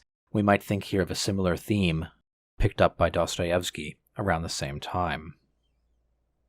Note here as well that Nietzsche refers to moralities in the plural, that moralities must follow order of rank, so they must be appropriate for the rank of spiritual strength that the particular individual possesses. To try to impose a lower-ranking morality on a higher spirit or a higher-ranking morality on a lower spirit would be a profound error. In section 222, Nietzsche discusses the preaching of pity. Today, in Europe, he says, is a kind of preaching of self-contempt. It is part of the darkening and uglification of Europe that's been going on for some time. Or perhaps, he suggests, this self-contempt is in fact the cause of this uglification of the European personality. Modern man, he says, is dissatisfied with himself and therefore wants to suffer, but because of his vanity, he won't suffer alone. He wants to suffer with others. And this is the genesis of pity as a social phenomenon. A very interesting bit of psychological analysis from Nietzsche here. Section 223 discusses costumes, and it is the first of two sections on the historical sense. For the modern European, Nietzsche says, history is a closet for storing costumes. These costumes are moralities, tastes, articles of faith, religions, to be worn, changed, to be taken off, and to be studied, in preparation for what he calls a carnival in the grand style, perhaps. Something of a huge costume ball, a huge masquerade, and we modern Europeans of the 19th century, are all trying on and taking off and exchanging different costumes, different moralities, different codes. He says there may be some cause for optimism in this. Perhaps this is the sole remaining source of creativity in the modern world. If nothing else about us has a future, he says, perhaps our laughter has a future. This seems to me to be a very postmodern point, that history is no longer and can never be a source of tradition or even information, but is simply a storehouse to be mined for something new or interesting. And this prospect that only our laughter may have a future, maybe the only lasting thing about us, suggests, to me at least, that perhaps the ultimate sort of modern figure in this, along this line of thought, is the Joker. This brings us about 1/3 of the way through part 7. I'll end here, and I will talk in the next video about the middle part of part 7, more about the historical sense, about the nature of suffering and cruelty. In section 224 of Beyond Good and Evil, Nietzsche discusses the historical sense in more detail. He calls it the capacity for quickly guessing the order of rank of the valuations according to which a people, a society, a human being has lived. So we can think of the historical sense as a kind of appreciation for the different moralities, the different moral codes the different peoples at different places and times have had. It is unique to the 19th century, Nietzsche says, and it follows from the semi-barbarism into which Europeans have slipped following a century or more of the mixing of nations and peoples and classes. This democratic spirit has brought about a state of humanity in which we have this historical sense. We are no longer noble peoples with their own codes, but we are, he says, we ourselves are a kind of chaos. We are, therefore, the recipients of the past in the way that no noble ages ever were. This historical sense seems to be something new in the modern age. This opens unique possibilities to us, however. In this moment, as modern people, we have access to all these semi-barbaric cultures of the past. Because nothing is ours, also nothing is off limits to us, so we can evaluate and appropriate elements of the past the way that noble cultures could not. Another way of putting it is that our ignoble age can have a taste for everything, unlike noble ages of the past. Each age, each noble class would have its own strongly defined sense of taste. It would accept or reject the foreign based upon what met its taste. We have no taste as modern people. Nietzsche lists some of our virtues, in keeping with the title of this part. We are, he says, unpretentious, selfless, modest, courageous, full of self-overcoming, full of devotion, very grateful, very patient, and very accommodating, but we do not have good taste. We cannot appreciate the fullness or the maturity of a past age's full self-realization. We might say we're not able to turn the dial all the way up to 100 for any particular past glorious age, but we make up for this in breadth. We have access to many different ages. For us, Nietzsche says, it is the infinite, the unmeasured, and the dangerous that drives our society and that drives our sense of self as moderns. In the next section, Nietzsche discusses the value of suffering, and he begins by listing some ethical isms, utilitarianism and the like, which measure value in terms of pleasure and pain. Unfortunately, for them, pleasure and pain are secondary phenomena. Nietzsche says, we, I think meaning we philosophers of the future, we who are conscious of our creative power, look down on these considerations of pleasure and pain. And we have, he says, our own pity, but our pity is different from your pity, the pity of the utilitarians. It is not pity with society or pity with the unfortunate. It is not pity with the restless rabble longing to assert itself to remake society along democratic lines. Our pity, he says, is lighter and more far-sighted. It is pity for the self-imposed smallness of modern man. Still addressing the moderns and the utilitarians, Nietzsche says, we find your seriousness more dangerous than any frivolity. And why is this? It is because you want to abolish suffering, this monstrous goal of yours.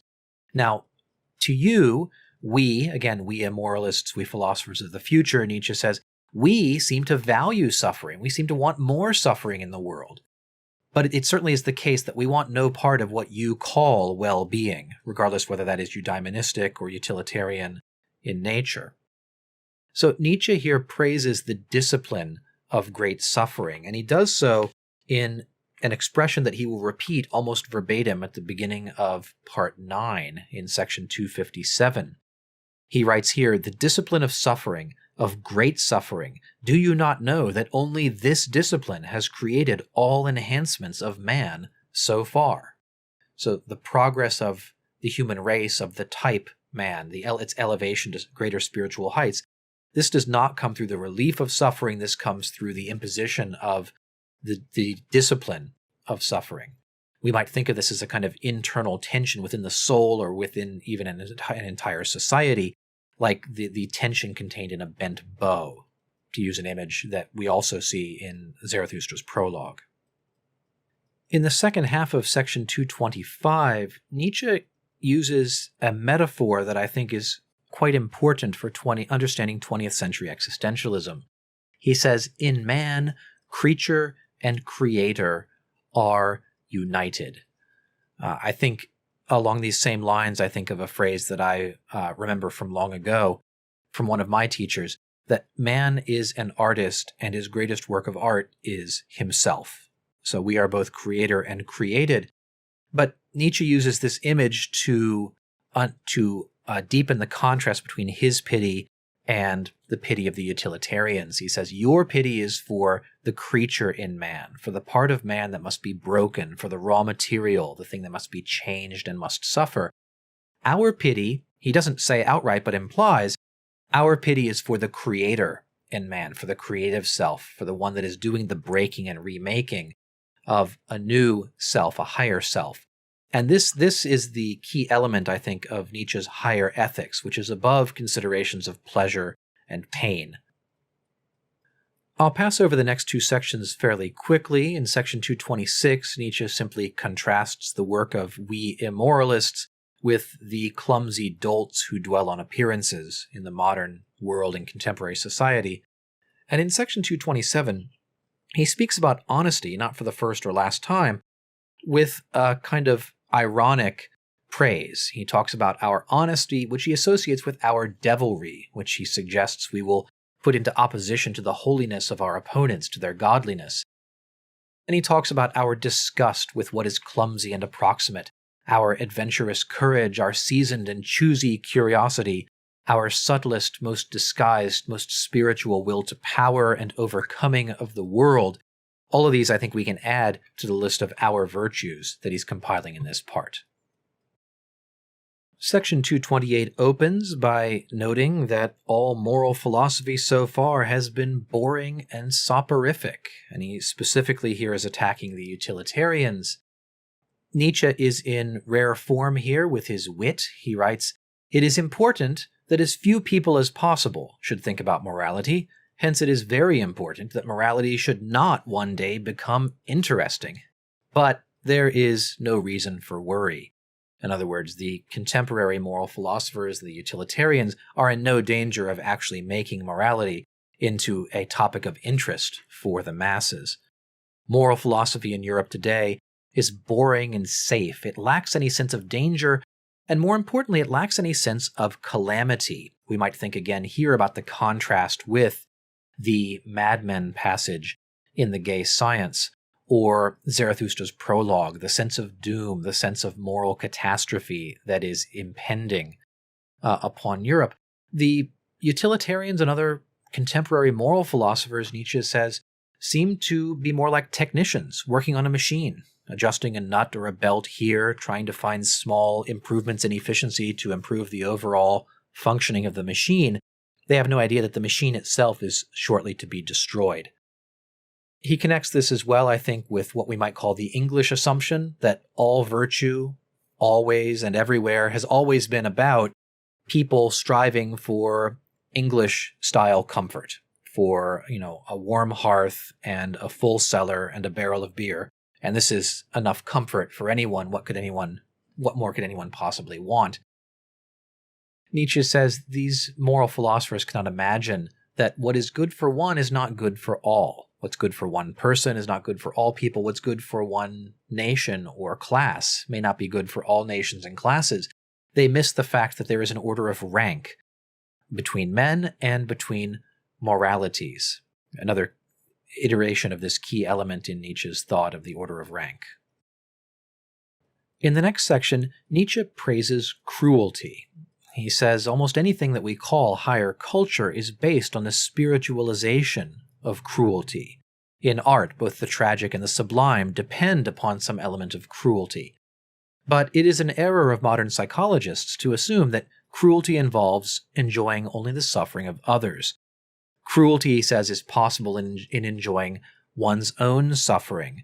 I think we can connect this to the idea of creator and created in a previous section, that there is a sense in which spiritual and moral progress even requires the self-discipline of being cruel and hard with oneself. And so I want to emphasize this praise of cruelty, I think, is praise of an inward-directed cruelty primarily.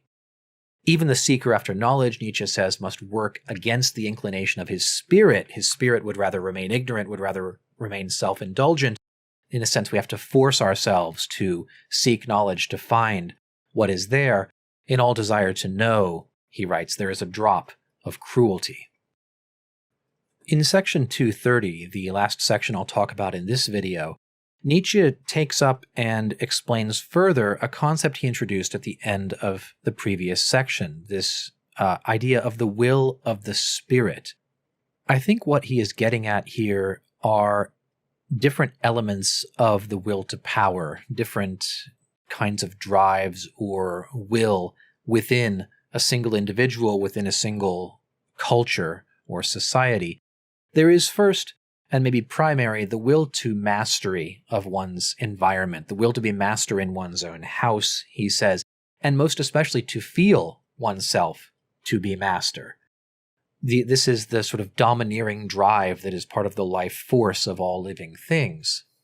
He calls it the will to simplify.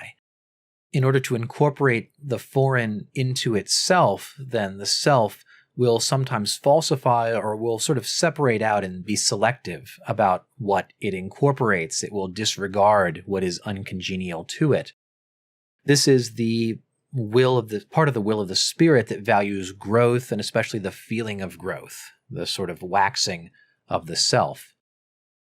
There is an opposite drive to this, however. This is the will to exclude, the will to shut oneself off, to be defensive, the will even to embrace ignorance. Nietzsche connects this also with a kind of digestion. This seems to be proportional to the previous will. There's a will to mastery, which incorporates, and a will to exclusion, which incorporates and digests. And it's here in this latter drive that we find the occasional will of the spirit to let itself be deceived, to allow ourselves to go along with a story that we know is not in fact so. Also here we find the spirit of dissimulation, the willingness to deceive others. This is the part of the self, the drive within the self that enjoys wearing masks, and that constitutes our creative power. It is, we might say, the will to mere appearance, the will to simplification, to the wearing of masks, to dwelling upon the surface, as opposed to the will to truth, the will to profundity, to multiplicity, to thoroughness, and this is associated with the cruelty that was mentioned earlier. Nietzsche then returns here to the idea that the knowledge seeker requires above all a kind of self-discipline. He says, it would sound nicer for us if we were to call this cruelty honesty, but, he says, we free spirits, we philosophers of the future, don't need this kind of verbal pomp.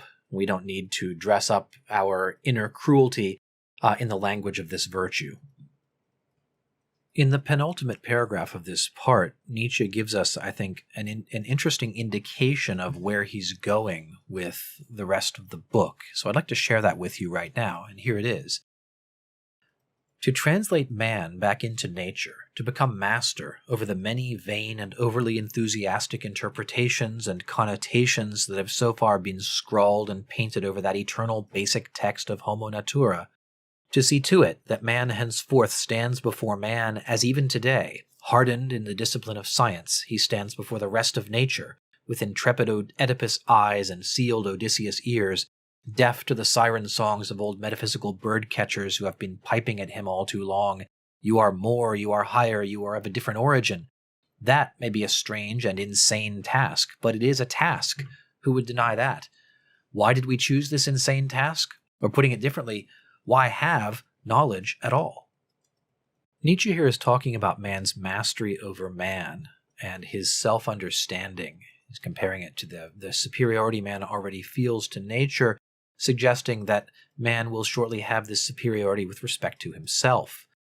There's the troubling mention of Oedipus' eyes, suggesting a kind of violence and blindness, but also of sealed Odysseus' ears, stopping up our ears against the siren song of the metaphysicians who would say, man is higher, man is better than the natural world, than the animal world from which he comes. And Nietzsche calls this task strange and insane, and suggests this really is where he is going with the rest of the book, with the rest of this project. Why have knowledge at all? He says in the final paragraph, then, everybody will ask us that, and we, pressed this way, we who have put the same question to ourselves 100 times, we have found and find no better answer. ... He leaves that off, and so that's for the remainder of the book. But an indication here, I think, at the end of section 230, of just what Nietzsche is up to at this point in the text. In the final one-third of part 7, Nietzsche gives his thoughts on women. I think this section breaks up the flow of the book, and it is an unfortunate mix of ranting, self-revelation, score-settling, and psychological observation. I think these sections could be skipped with relatively little loss. Following is my summary of what I found noteworthy in these parts. In section 231, Nietzsche begins by noting that there is something unteachable deep in each of us, and this includes our beliefs about men and women. We can only rediscover periodically how it is with us, what some people might call our convictions. Nietzsche says he will allow himself now to state some truths about women, but emphasizing that these are only his truths. This is a very personal revelation. A sampling of what follows, then, Nietzsche says women want to be self-reliant, but this is very bad for European culture. Truth, he says, is alien and repugnant to woman, who is all about appearances. When dealing with issues of profundity or justice, woman despises woman. And emancipated women like George Sand are not examples of female emancipation, but comical figures, more of a counter-argument against emancipation, he says. He gives in section 237 a brief epigram about a woman wearing a black dress and keeping a silent part. I think this is a covert dig at Lou Salome, with whom he had already broken by this point. He says to dream of sexual equality, of finally solving the sexual problem between men and women, This is a sign of weakness, of shallowness in the instincts, and anyone who goes wrong here on this issue is not to be trusted on other questions. Nietzsche recommends the Oriental attitude toward women, to treat them as property or as possessions. I think at this point in the section he is being as obnoxious and offensive as possible, perhaps knowing that this work will be read by Lou Salome.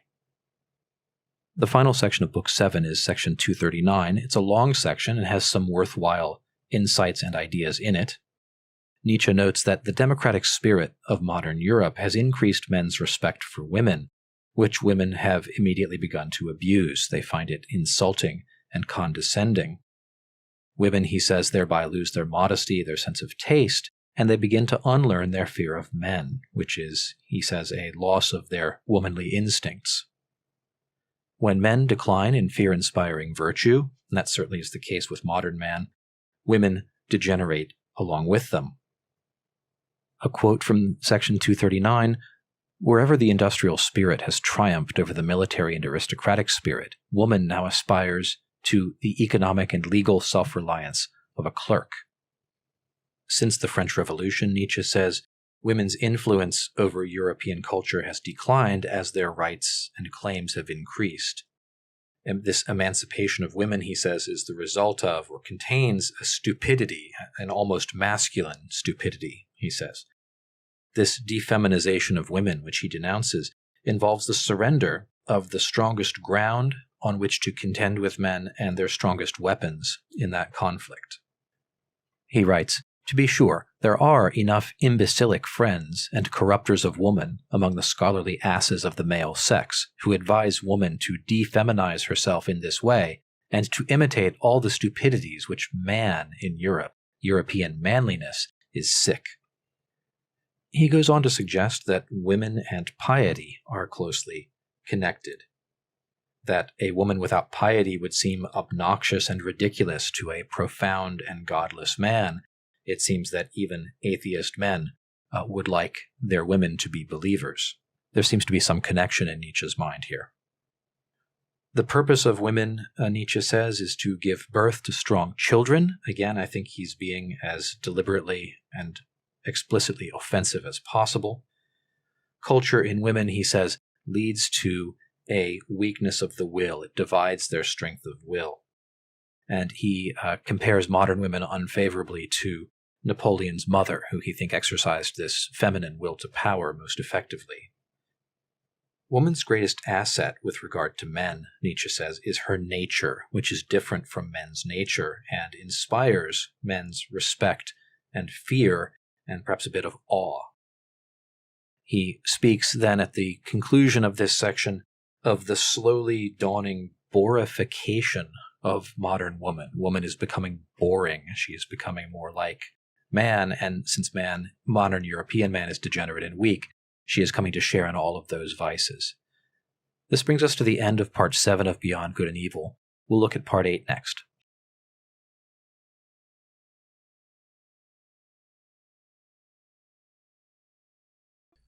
Part 8 of Beyond Good and Evil is titled Peoples and Fatherlands. It runs about 25 pages from sections 240 to 256. Nietzsche opens and closes this part with observations on Wagner and his music. In between, he discusses the characteristics of Europeans, Germans, Jews, the English, and the French. He begins by reminiscing about Wagner's music, its strengths and weaknesses. In it there is something German in the best and worst senses of the word, both young and old, elegant and barbarous. Like Wagner's music, the German spirit is of the past and of the future, but has no present. Nietzsche's remarks on Europeans include a dialogue about whether Bismarck is a great leader for forcing political greatness on the reluctant German peoples. The lesson Nietzsche draws from it is that the spiritual flattening or shallowing of one people often leads to the deepening of another. So the spiritual decline of Bismarck's Reich might be met by greater spiritual energy in France. Modern Europeans are undergoing a physiological evolution becoming more alike, more generic. A supranational and nomadic type of man is rising, adaptable above all else, but unrooted. This turn may have unexpected results, for the same conditions that produce herd men also produce rare, exceptional spirits. In short, democratization breeds tyrants, spiritually as well as politically. Next, Nietzsche proposes a vivisection of the German soul to uncover the sources of their supposed profundity. The German soul is complex, manifold, product of a mixture of races. It is full of spiritual caverns, hideouts, and dungeons. It is not quite right to say the German is, rather he develops. He is full of puzzles and contradictions. Hegel saw this. And yet, German profundity, even when ridiculous, is preferable to Prussian daring. German music, since Schumann, has been in danger of losing its European voice, of lapsing into mere fatherlandishness. In language and rhetoric, modern Germans have lost their feel for the rhythms of speech. German books are clumsy and dull. In section 246, Nietzsche makes these points while showing off his skills as a prose stylist. Kaufmann notes the difficulties of translating him here. Perhaps surprisingly, Nietzsche tells us that the only Germans who know how to speak with attention to language and rhythm are the preachers. It is worth remembering that Nietzsche's father was a Lutheran pastor who died when he was 4 years old. The real masterpiece of German prose is Luther's translation of the Bible. It seems that in both music and linguistic style, modern Germans are in a long decline. Given Nietzsche's association in the popular mind with Nazism and brutality, we might also be surprised by some of his observations about the Jews. He begins by distinguishing two types of genius in a people: active masculine and passive feminine. The former we associate with virility, the latter with pregnancy and its problems. Nietzsche puts the French and the ancient Greeks in the feminine, bringing forth group. In the masculine, begetting group, he places the Romans, the Germans, and the Jews. This is an unusual inversion of his time's scholarship, which held the Greeks to be creative and active, and of popular prejudice, which held the Jews to be passive and culturally parasitical.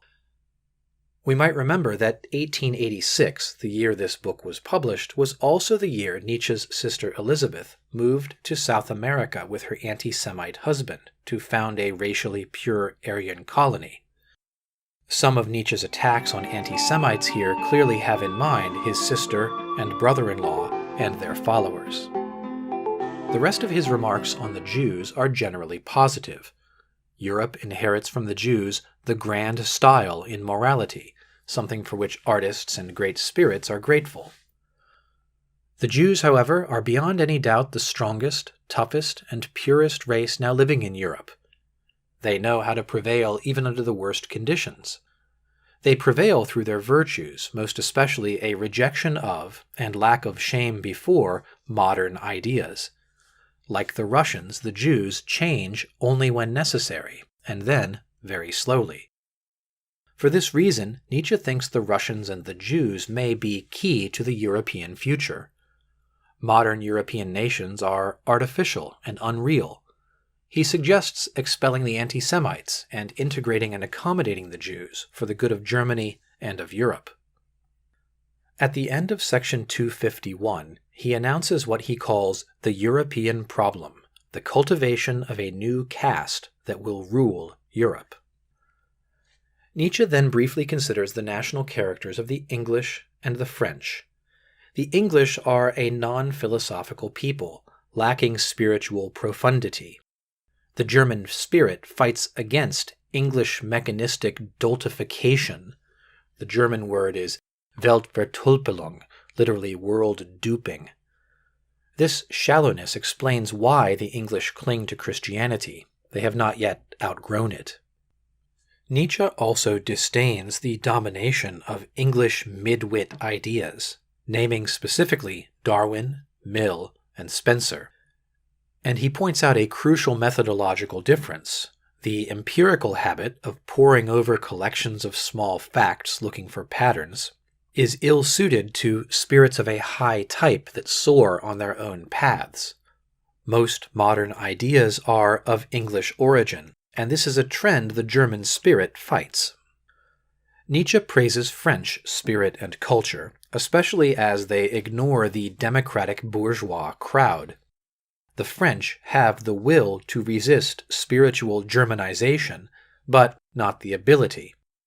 As a result, it seems modern France may be the new home of Schopenhauerian pessimism.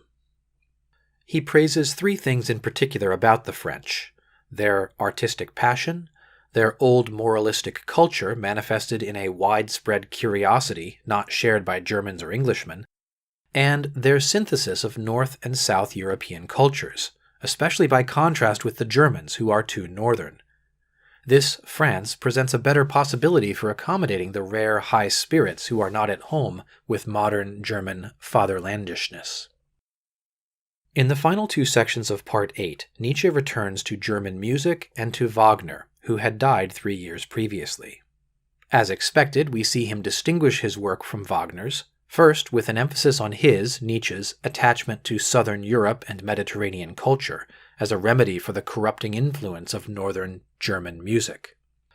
Nietzsche groups Wagner ultimately with the Romantics, with those who transcend reason in feeling but who are ultimately just successful plebeians without noble spirit, antinomians and rebels against custom, who finally, exhausted, break and embrace Christianity.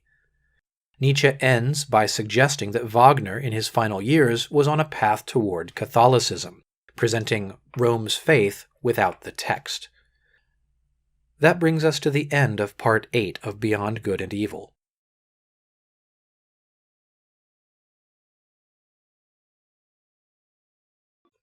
Part 9 of Beyond Good and Evil begins with sections 257 and 258, in which Nietzsche describes the importance and function of aristocracy in the spiritual advance of humanity. All advances in human culture, writes Nietzsche, have been led by aristocratic societies. Spiritual evolution requires a strong order of rank, a key concept in Nietzsche's thought. He explains how the social and the spiritual are linked. The pathos of distance between higher and lower ranks of men, constantly reinforced by practices that keep the noble self aloof and keep the lower orders down, this pathos leads to a similar elevation in the soul. The social and psychological institutions of aristocracy power the human drive to self-overcoming, or self-transcendence. Nietzsche ends this section by dispelling any romantic illusions his readers may have. Aristocratic cultures always begin in violence and subjugation. Barbarians, strong but crude in both culture and spirit, sweep down on peaceful, weak, corrupt, more civilized peoples. But their dominance is not merely physical, but spiritual. They are more fully human in every sense of the word, and thus also more fully beasts. Section 258 describes the conditions of healthy and corrupt aristocracies. For an example of a corrupt aristocracy, Nietzsche cites the nobility of pre-revolutionary France. They threw away their privileges in order to indulge their moral vanity. This was the final act in their centuries-long abasement before the monarchy. By contrast, writes Nietzsche, a healthy aristocracy sees itself not as a function or partner of any other social institution, but rather as the meaning and justification of all other classes and institutions. Thus, a healthy noble class accepts that countless other human beings must, for its sake, be lowered to the status of incomplete human beings, not fully human. They have a fundamental faith that society and other humans exist for them, not they for it. Nietzsche compares them to the sun-seeking vines of Java, which grow up around the tallest trees until they reach the canopy and can unfold their glory in the sun. Here Nietzsche seems to be describing a corporate will to power, the confident strength of will of a noble class to dominate weaker elements in society and to accept the human suffering that domination entails without self-doubt or rational qualms. Section 259 discusses the prospect of a truce or of peace between strong individuals. We can envision a situation in which strength, recognizing strength like itself, might agree to a mutual refraining from injury and aggression. But this standoff peace cannot be made the organizing principle of an entire society, as has been attempted in modern Europe. When it's extended to all of society, it becomes a principle of decay. In this section, Nietzsche gives us a very powerful quote defining the will to power. He says, "Life is essentially appropriation, injury, and overpowering of what is alien and weaker." He employs an organic metaphor. We might observe that in the human body, if it is a living body, the parts of the body cooperate and refrain from mutual injury, but in order for the entire body to live, it must subdue, kill, and eat what is alien to itself, what is outside of itself. It must, Nietzsche says, become an incarnate will to power if it is to live. Modern Europeans resist this truth most of all, Nietzsche says, the truth that exploitation is not a corruption or a degradation of life, it is life itself. Life is will to power. This brings us to the end of section 259. The next section, section 260, will introduce the terms master morality and slave morality. We'll look at that in the next video. Section 260 of Beyond Good and Evil is where we get the famous distinction between master morality and slave morality. This section is important and it's worth reading closely. Master and slave morality, Nietzsche tells us, are two ideal types which we find not isolated, but present in mixture in different historical moral codes and in different individual moral codes. So it may be that a single individual or a religion or nation may have in its morality a combination of master and slave influences. It may have some master moral elements and some slave moral elements to it. The key distinction between these two moral types is the origin of value, how it is that human beings create or assign value to actions and people. Do moral values originate in a ruling group which is conscious of and affirms its distance from those below it, which possesses that pathos of distance which was discussed earlier in Part 9? Or do morals originate from an enslaved or subjugated group? And this is the origin of what Nietzsche will call slave morality. Master morality we'll discuss first. This is the moral valuation pattern that comes from a ruling group, an elite, a conquering elite perhaps, which delights in its pathos of distance, in its external triumph over people who are far beneath it, which embraces and affirms that distance, and in doing so affirms itself in its own typical states, its state of nobility, of confidence, of creativity, of using power to accomplish things. The master moralist then defines these qualities as good, good meaning then similar to us, we superior ones. So for the good for the master moralist is a kind of self-knowledge and self-affirmation. It is a saying yes to oneself and one's will to power. Bad then is defined as a secondary concept in master morality in opposition to the primary concept of good.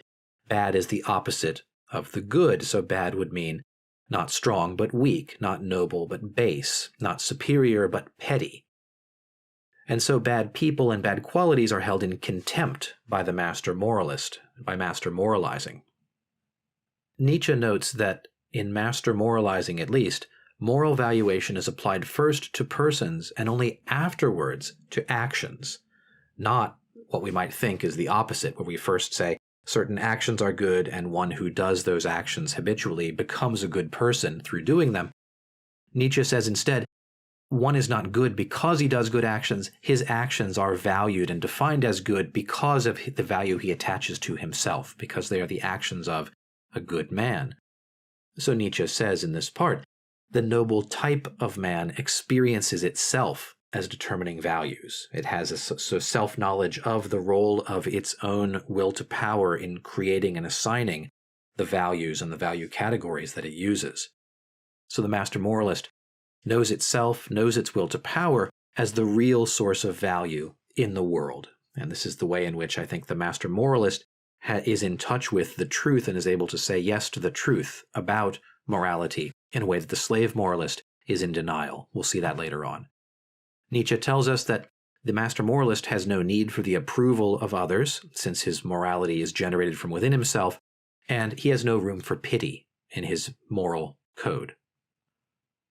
Master morality is a morality of self-affirmation, and so it reacts with hostility and irony towards selflessness and altruism, towards goods which we might associate with the dominant historical morality of Christian Europe. The master moralist, though, is also able to practice reverence for tradition and for his ancestors as those historical forces which made it possible for him to be what he is. Since he values himself, he values his past, he values those to whom he owes this debt of tradition. This is quite in contrast to the valuing of new modern ideas. As we'll see, it's the slavish type of moral valuation which values modern ideas which will come and overturn tradition, which will make things different from the way that they have been. The master moralist feels duties only to his peers. He has no duties to those below him, towards whom he would act with indifference, that is to say, beyond good and evil. The way to think about this may be that the master moralist knows that his morality is of a higher order and simply is not comparable with or commensurable with his treatment of people who are far beneath him at the other end of this pathos of distance. Master moralists are able to practice, Nietzsche says, long gratitude and long revenge. They are able to stretch out over time both positive and negative reactions, and they also have a need for enemies to define themselves against, to triumph over. Let's turn now to slave morality. Nietzsche says, suppose the violated, the oppressed, the suffering, the unfree, those who are uncertain of themselves and weary, suppose they moralize. What will their moral valuations have in common? I think the key to slave morality is that as human beings, this type of person has no self-possession, and so they moralize from a position of weakness and from a position of psychological passivity. What do their moral valuations have in common? Pessimism, suspicion, and skepticism about the human condition, a general feeling that, on the whole, it's not that good a thing to be human. Being human means suffering. It means enduring what you cannot change. And so it's really not that great. This suspicion is extended especially towards the virtues of the strong, what the strong people call good. And we'll see this emerges in the psychology of resentment, of ressentiment, of the feeling that whatever the strong have, it can't really be that good. It can't really be worth having, really. So there must be some way in which the morality of the strong is a lie, is a deception, is not truly the real source of and nature of value and of goodness. So the slave moralist would like to believe that the strong are not truly happy in their will to power, self-affirmation. There's something deeply wrong with them. What does the slave moralist call good, then? He calls good those qualities which will ease the suffering of the wretched, his own suffering and the suffering of his fellow oppressed peoples.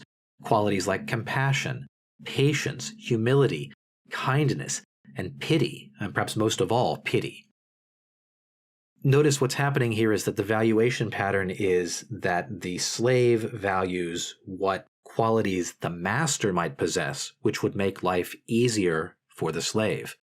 So Nietzsche says, slave morality is essentially a morality of utility. I might say it's not a morality of creation or of affirmation or of being oneself. It's a morality of getting by, of trying to mitigate the harmful and dangerous influences in one's life. It's a morality of trying to get out from under, even to a slightly greater degree. And it's from this slave moralism that we find the opposition of good and evil. For the slave moralist, the category of evil encompasses all that is powerful, fear-inspiring, cruel, and dangerous. In other words, everything that is the master as seen from the eyes of the oppressed slave. It's not possible for a human being to feel contempt from this position, only fear and hatred and resentment. And I think this is crucial. Nietzsche says eventually, even slave morality's quality of good, the useful, the safe, is eventually viewed with a kind of disdain as simple-minded or foolish. That is, what qualities are most useful to me as a slave in a master ruling over me? The qualities that make the master to be kind of simple-minded and stupid, a kind of goody two-shoes, pity, and the like. And so another quote from Nietzsche from this passage, wherever slave morality becomes preponderant, language tends to bring the words good and stupid closer together. To be good is to be naive. To be good is to not make use of your power. That, of course, is precisely what the slave moralist wants. That's his ideal condition. Rather than a reverence for tradition or one's ancestors and an affirmation of the past, we find instead in slave moral codes a longing for freedom, specifically freedom from the present order, which includes oppression and pain and suffering for the lower orders. I think it's in this sense that we can see slave morality taking humanity towards this ideal of the last man, the one who lives comfortably and safely and well, but has no higher concern. It's the slave moralist who would say to Zarathustra, "Give us this last man. We want to be the last man. We want to have no more concerns. A one herd and no shepherd. That's what we want." Let's finish this part by thinking about the psychological profiles of the master moralist and the slave moralist.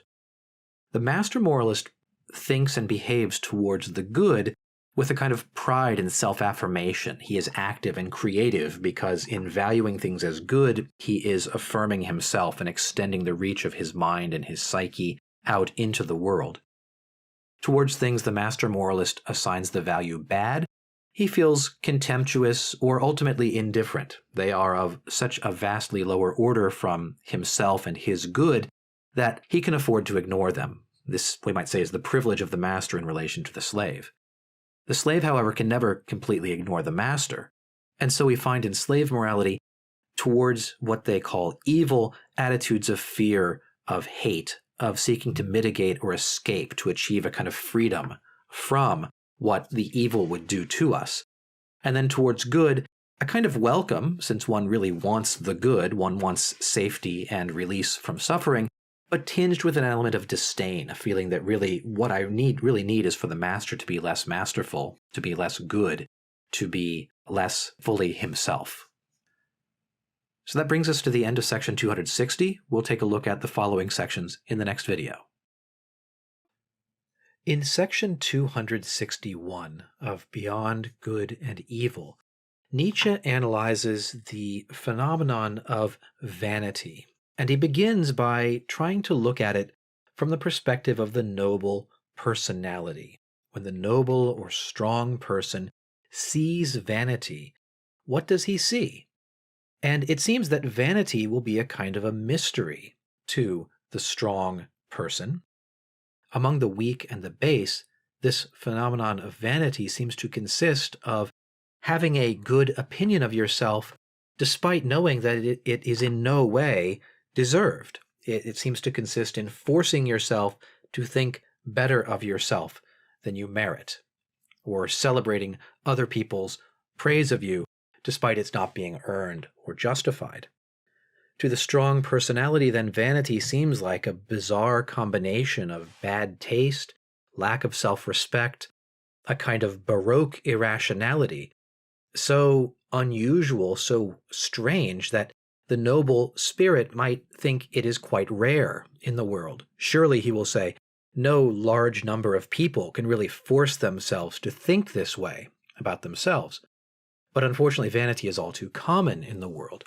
And it provides a helpful contrast for us with the self-valuation and self-worth of the strong, value-creating, noble personality type that was described in the previous section on master morality.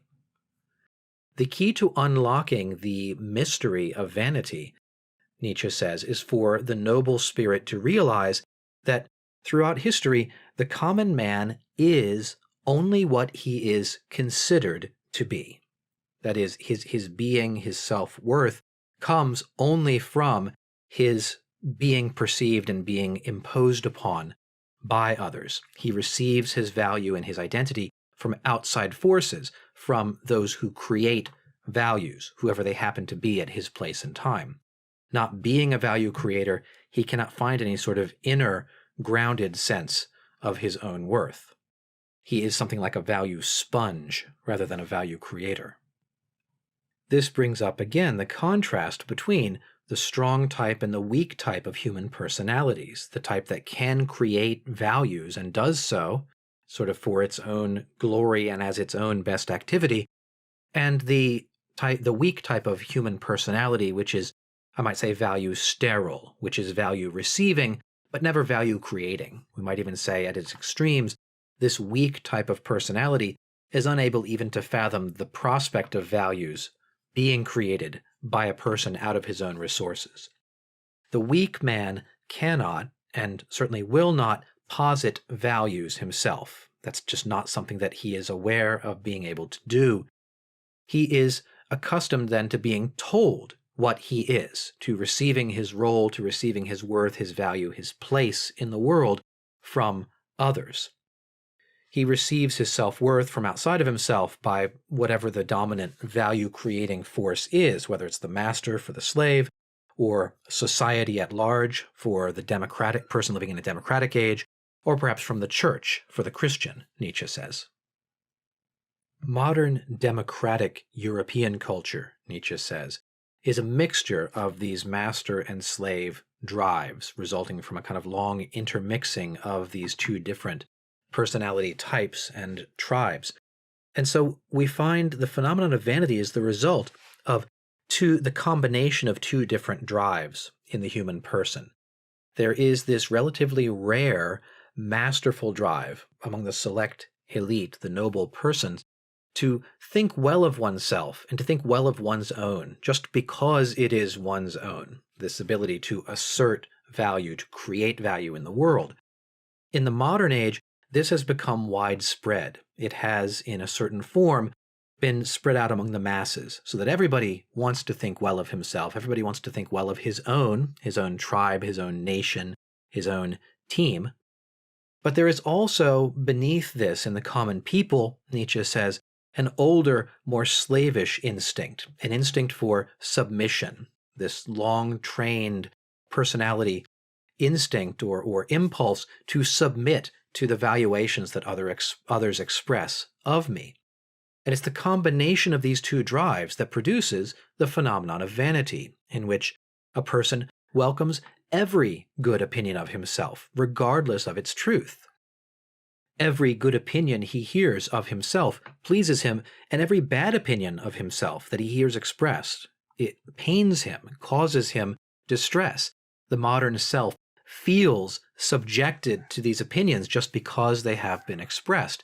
And that's because he has this deep sort of instinctive slavish drive to accept what others present to him of his own value and his own worth, this instinct to submit. So Nietzsche writes, it's the slave lingering in the blood of the vain person that seduces him to good opinions of himself. He becomes, as it were, a kind of collector of good opinions about himself. He assembles all these good opinions and then prostrates himself before them, as though he had not himself just now collected them and set them up for his own admiration and edification. And so he concludes this chapter by noting vanity is an atavism. It is a kind of evolutionary leftover. It is the result of some kind of adaptive drive deep in our ancestral past. It remains as a sort of slavish element in the blood of the common people today of weaker personality types.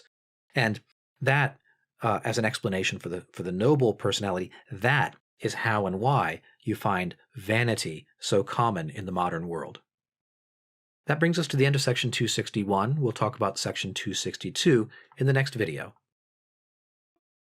In section 262 of Beyond Good and Evil, Nietzsche writes of the emergence and development of different types or kinds, different species, and gives principles of what I will call social evolution. Under conditions of abundance, nature produces a great diversity of types, both good and bad, prodigies and monstrosities. Under leaner conditions, these surviving types are fewer. We might say that only when times are good does nature experiment. At other times, she rewards efficient adaptation. In human societies, it was the same way. Early societies were rigid and aristocratic precisely because the entire social group saw itself on the edge of extinction.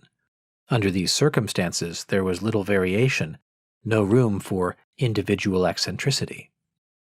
The qualities that helped the group survive were named the virtues of these societies: hardness, simplicity, uniformity, obedience. Every aristocratic morality is intolerant, writes Nietzsche. It is different under later conditions. When abundance comes, the old discipline is no longer necessary for the group's survival. Older moral forms and institutions might live on as luxuries, but their force is no longer felt. Variation appears, and we find individuals in such societies. The older morality bent the bow of human possibilities, storing up cultural energy, but it no longer restricts that energy's expression. Thus we find modern life characterized by a tropical tempo, a battle of savage egoisms. Society reaches the uncanny point of transcending the old morality, living beyond its boundaries. Nietzsche characterizes the flowering of such culture. There are no shared formulas any longer. Misunderstanding allied with disrespect, decay, corruption, and the highest desires gruesomely entangled, the genius of the race overflowing from all cornucopias of good and bad, a calamitous simultaneity of spring and fall, full of new charms and veils that characterize young, still unexhausted, still unwearied corruption. As corruption accelerates, the philosophers of such an age will see the end fast approaching, and from this recognition emerges a new morality, a morality of survival, a morality of mediocrity. But this new morality will not be able to declare itself openly. It will have to express itself in older moral language and concepts. It may never admit what it is and what it wants, writes Nietzsche. It must speak of measure and dignity and duty and neighbor love. It will find it difficult to conceal its irony. I think we see here the transition from master morality to slave morality in the transition from heroic aristocratic culture to modern democratic culture. And we see at the end a hint that modern moral forms will contain a new level of deception and self-deception. They will not do and say what they purport to do and say. Moral speech will always be suspected of irony. That brings us to the end of section 262. The next video is about section 263, Instinct for Rank and Reverence. In section 263 of Beyond Good and Evil, Nietzsche discusses one of his core concepts, order of rank. As it is just one page long, we should read this section closely. There is an order of rank among human beings. Some are noble and some are base. The instinct for rank, which is also an instinct for reverence of what is noble and great, is a key marker of the higher type of man. Regarding the psychology of the noble soul, Nietzsche speaks of two events. First, the trial of seeing something or someone of high rank unprotected by authority and manners. Second, the process of testing and discovering a noble soul by testing its instinct for reverence, including self-reverence. For more on this, see section 287. Nietzsche also diagnoses the resentment of the base soul, which spurts up like dirty water at the sight of anything noble or sacred. This is ressentiment, another important concept in Nietzsche's philosophy. Reverence for high rank is a matter of feeling, not reasoning. It issues in a suppression of self, restraint in the presence of holy objects. Nietzsche says it is the product of centuries of tyrannical authority, protecting such things from popular hands. It is possible to train the masses in reverence. The lasting public reverence for the Bible, he says, is perhaps the best bit of discipline and refinement of manners that Europe owes to Christianity. Among his contemporaries, Nietzsche finds more to admire in the lower classes, whom centuries of Christian culture have trained to keep their unclean hands off of holy things, than in the cultured elite with their haughty insolence. Here again we see Nietzsche criticizing the tacky bourgeois sophistication of people produced by the modern education system. I'll finish with a quote from the end of this section.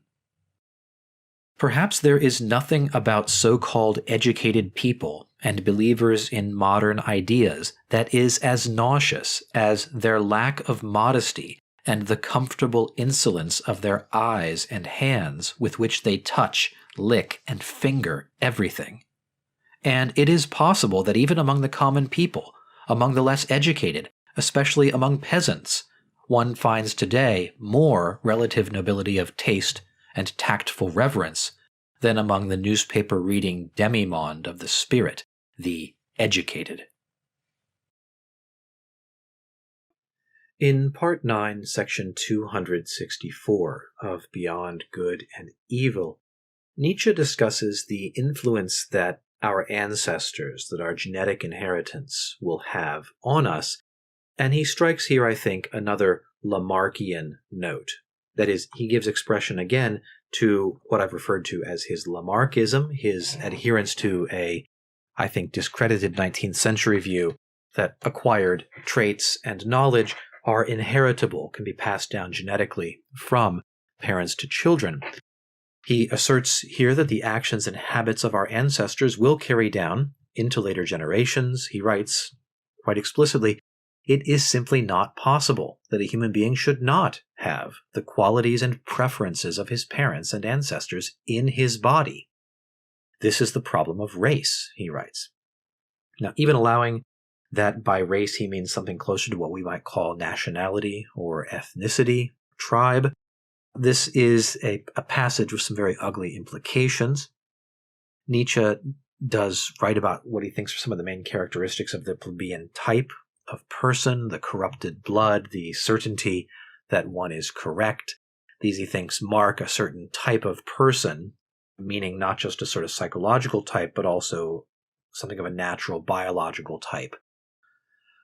Tying this in with his previous critiques of education, he does argue here that modern education is, in a popular sense, nothing more than a kind of inculcated self-deception about one's racial biological type. That is, education for plebeians now in modern democratic Europe is simply a matter of convincing plebeians that they are not plebeians. It is giving them a kind of false self-concept that they come from something other than and are something other than what they are. Overall, I think a fairly ugly section, and there's only so much one can do to try to save Nietzsche from the obvious terrible implications of what he's saying. In the following section, Nietzsche talks about the egoism of the noble soul. The noble soul is characterized by an unshakable faith that lower types of humanity are subordinate to it by nature. And one of the marks of nobility is the acceptance of this fact, this order of rank in the realm of the spirit and of nature, without any type of guilty conscience, any need for argument or explanation. The noble soul, he says, honors its equals not because it feels obligated or recognizes any kind of rule that it must follow, but because it sees in them the image of itself. And so in honoring them, it honors itself.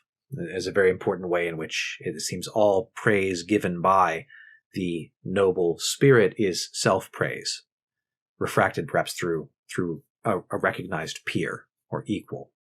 The noble spirit does not look up, but rather forward. It knows itself to be at a spiritual height, says Nietzsche. There follow two very brief sections, a one-line quote from Goethe about giving respect to those who do not seek themselves, indicating, I think, those who already possess themselves. If one is seeking oneself, then one is somehow incomplete. And what he asserts to be a Chinese proverb about making your heart small, making your soul small. Self-diminution, Nietzsche says, is a characteristic of an exhausted and declining civilization. So perhaps China in a previous time, and in Nietzsche's own time, modern democratic Europe, and specifically Germany. In section 268, he takes up the question of what is common. Common here meaning first, the opposite of noble, since this part 9 is about what is noble. What in the end is common?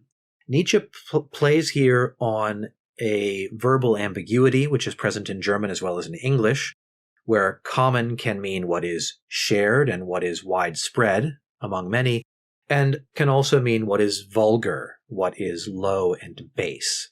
So he begins by noting that simply understanding language for the purposes of social cooperation requires that we hold meaning in common, that we all agree upon and share a common understanding of words. From here, he moves on to say that it is the shared experiences of a group in struggling against its environment that forms a people, and a people is able to understand itself through its legacy of shared experiences more than outsiders, even if they all speak the same language. So this is the source of the social bond, the common source of the social bond, also a source of friendship, having similar reactions and similar feelings. I could not be friends with someone who I thought had profoundly opposite emotional reactions to circumstances from my own. Furthermore, the dominant pattern of reactions within a group of people determines its order of rank. We might say an order of rank of individuals, the high and the low, and also the order of rank of its values, of its dominant drives. This is what gives the sort of national character to a group of people. But this fact of the common also gives the advantage to ordinary types of self, of personality, those who best and fastest grasp the average and common experiences of all people have a sort of advantage. You might say there's a sort of built-in evolutionary advantage to the mediocre and to the normal, to the common. So to be uncommon, to be noble, to be exceptional requires a countervailing force. It requires something that comes not from the common but from somewhere else, perhaps within one's own sense of will and greatness, or some natural gift, to overcome this sort of natural social drift towards the common and the advantages of the common. Section 269 is, I think, like some other sections late in Part 9, autobiographical as well as informative and observational. Nietzsche tells us about the psychologist and the chief danger of the modern psychologist, which is the phenomenon of pity. And I think he's talking here about himself as much as about the psychologist in general. So the psychologist, in looking into human character, needs, Nietzsche says, hardness and cheerfulness more than anyone else in the human race, because he is in constant danger of succumbing to pity. His knowledge of what man is, of what humanity is like, is in danger of overwhelming him. If he is overwhelmed by pity, he may turn against his own class, his own type of noble, higher spirit, and engage in a kind of self-destruction. Part of the therapy that the psychologist then imposes upon himself might be a kind of escape into the everyday activities, escape from his memory of what man is like. There's a way in which the psychologist acquires this knowledge at great price and at great suffering, and then the memory of the knowledge of what man is like is a sort of constant threat to his own mental health and mental stability. Nietzsche ends this section by discussing the way in which women and Christianity both are sources of danger for the psychologist and for the artist who looks into the human spirit and sees just what is there. Both of these are sources of pity and falsehood, and ultimately the danger of self-destruction for the psychologist. The next 8 sections deal with, in different ways, with contrasts between noble and base characters. Nietzsche jumps around a little bit, talking about different qualities that we find in the noble self. One of these is a capacity for profound suffering. The noble spirit is able to suffer as few others are able to. We might think of the contrast here with the last man, who is, we're told, unable even to despise himself, unable to suffer in any important way because his sense of self and his sense of what is important is so shallow. Because the noble spirit is capable of such great suffering, he wears a variety of disguises. He might wear the disguise of cheerfulness, or of scientific objectivity, or of folly. These are all masks, sometimes even double or triple masks, that the psychologist, the noble spirit, has to wear in public. Nietzsche also says that noble souls, on confronting each other, will respect the mask. They will not probe too deeply into another's deception, another's public persona. People who have read Kierkegaard might helpfully contrast this with Kierkegaard's idea of the knights of faith, who pass each other without recognition. Another characteristic of the noble soul is a sense of cleanliness, and I think this is meant spiritually more than physically. He says the loftiness of the saints is the spiritualization of this cleanliness instinct, this desire to overcome the kind of filth of humanity, to rise above it. The saint's pity, he writes, is pity with the dirt of what is human, all too human. So this desire to get away from, or to overcome, to endure the stench of mankind. Another mark of the noble spirit is that he holds his duties to be personal rather than universal. He does not generalize his duties or his obligations. This even is a kind of temptation for the noble person that he resists, that he sees, because he knows his values to come from within himself, he does not fall prey to the desire to make his obligations the obligations of all people. He speaks solely in the first person, we might say, when he makes his moral judgments. The noble spirit is also the one who acts at the right time, in contrast with awaking too late. In fact, Nietzsche suggests that perhaps genius is common in the world, but timely genius is what's rare. For the noble spirit, there is a greater danger and a greater likelihood of ruin. He runs more risks. Again, the contrast with the last man is helpful. And the noble self may realize at the end of his life that he has learned something that he needed to know at the beginning. Nietzsche calls this the eternal, distasteful, too late, the sort of tragic recognition that one does not have. One has only lately acquired the knowledge that one really needed much earlier. There are some personal reflections towards the end of this section of Part 9. Nietzsche has a nice image where he speaks of the question of going back, and he says, well, one also goes back when one is preparing to take a huge leap. Some of these also, I think, these observations are also, I think, autobiographical. He speaks of the self-control of praising only people with whom you disagree, and how this then creates a certain kind of false expectation in the observers of the great man. And great thoughts, he says, are always understood last, like light from a distant star, like the light from a supernova that happened thousands of years ago, finally reaching us on Earth. This is, again, a sort of characteristic part of the ethos of the great man. In section 287, Nietzsche takes up explicitly the question of what is noble? What does the word noble mean now, today, in a plebeian age? And he plays a little bit off of the Christian distinction between acts and works, and he says it's not noble actions, it's not the works of nobility that constitute the noble person. Rather, it's something more like faith, some kind of inner certainty, inner quality of the noble soul. And he emphasizes this, a good formula for the nobility of soul. The noble soul has reverence for itself. It possesses itself in a way that makes it capable of holding itself, assigning itself that kind of importance. I might think here again of the passage from The Gay Science in which the madman says, we must become gods in order to be worthy of having brought about the death of God. Perhaps the noble spirit is the one who has successfully stepped into that empty, God-shaped hole in the cosmos, and who is now capable of feeling reverence for himself in some critical way that is not present in lower types of human self. In sections 289 and beyond, Nietzsche makes some interesting observations about philosophy, and I think this may provide us with a kind of interpretive key to some of his own work as we come to the end of this book. No philosopher, he says, ever writes his final philosophy in books. Okay, shades of Plato's seventh letter here. Or, as he puts it, beyond every cave there is a still deeper cave, perhaps again invoking Plato. Every philosophy is a foreground philosophy. Every philosophy also conceals a philosophy.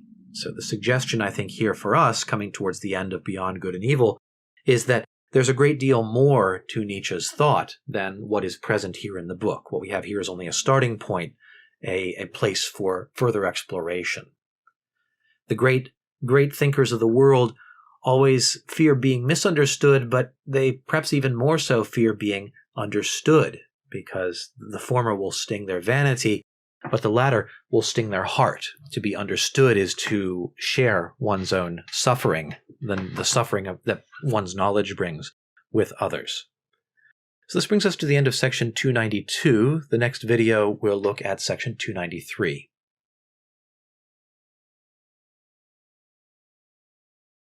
Three things stand out about section 293 of Beyond Good and Evil: Nietzsche's portrait of the masterful man, his remarks on the value of pity, and his assertion that European culture is becoming a veritable cult of suffering. In this video, I will comment on each of these three elements, then give you the text of section 293. Nietzsche describes the man who is by nature a master in a long, rambling sentence. The masterful man declares and protects his own people, his own goods and homeland. He is able to act decisively, to keep promises, to rebuke those who slight him. His strength is a refuge for weaker spirits who seek him out for protection.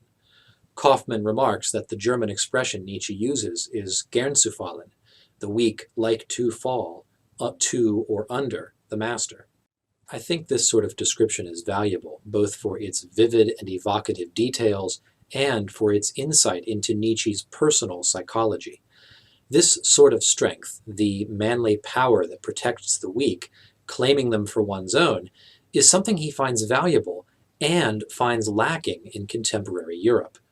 We may find it worthwhile to look elsewhere for more signs of Nietzsche's personal investment in this vision of the masterful man.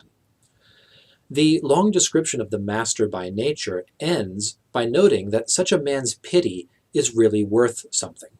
Recall that pity is one of the deadly emotions for Nietzsche. It undermines and weakens almost everything it touches.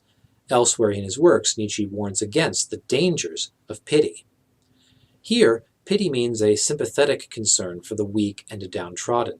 The pity of the strong man is worth paying attention to, he says, unlike the pity of the weak, which is self-serving.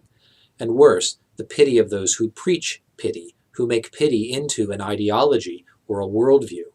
This is what Nietzsche accuses Christianity of doing, and he thinks it is deadly to the higher ambitions of the human spirit.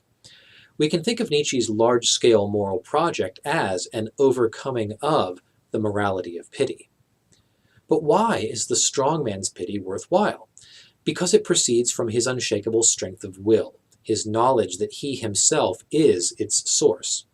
A weaker man might feel pity out of a sense of obligation, in response to an external demand, perhaps out of obedience to God's law. This pity, Nietzsche thinks, is useless or worse. He remorselessly criticizes pity as a system or an external obligation. In the second half of section 293, Nietzsche observes that late 19th century Europe is afflicted by a pathological sensitivity and receptivity to pain, a repulsive incontinence in lamentation, and a veritable cult of suffering, which he denounces as unmanly and in bad taste. Three aspects of this passage deserve attention: Nietzsche's diagnosis, criticism, and solution. First, his diagnosis.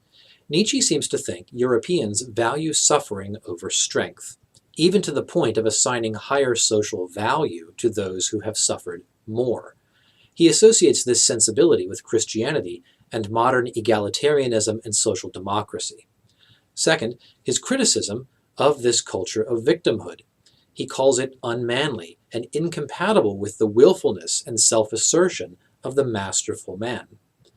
Each of these aspects is open to challenge. We will discuss his diagnostic and evaluative claims further in class or in the comment section below. Lastly, Nietzsche suggests that the solution to this pity sickness of European culture is his gay science, joyful wisdom, or fröhliche Wissenschaft.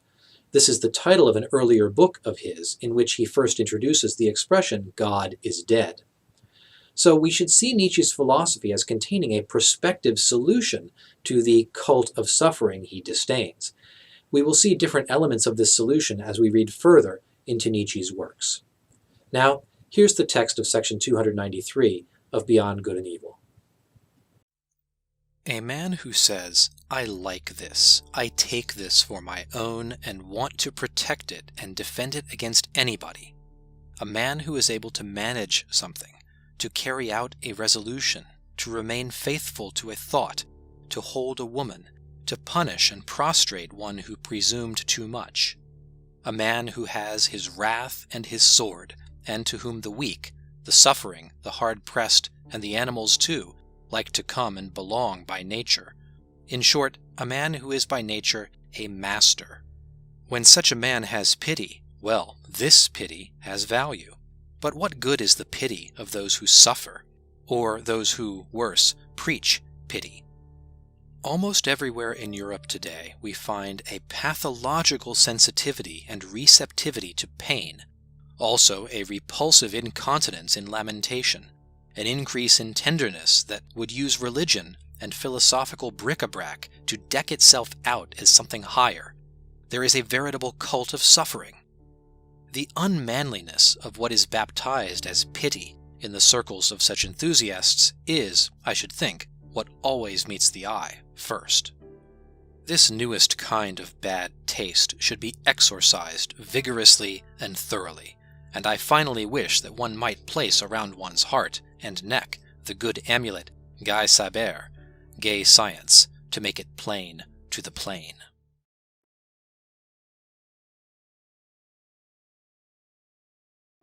Section 294 of Beyond Good and Evil is short but important, I think.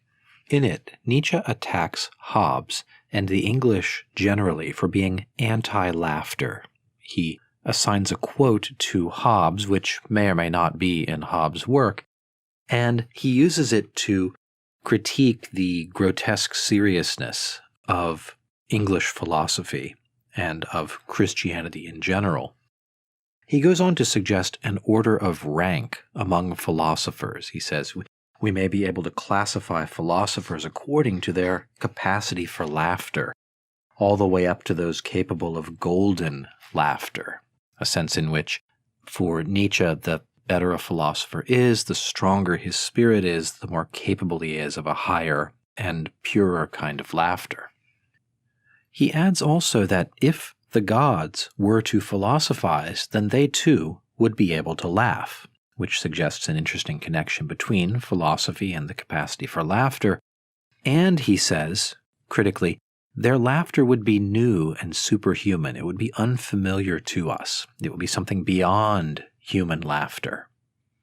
I think the overall purpose of this section is to contrast Nietzsche's life-affirming philosophy with the heavy, plodding seriousness of other philosophies of Christianity as he conceives of it, and maybe also, we would say, of the English as a people.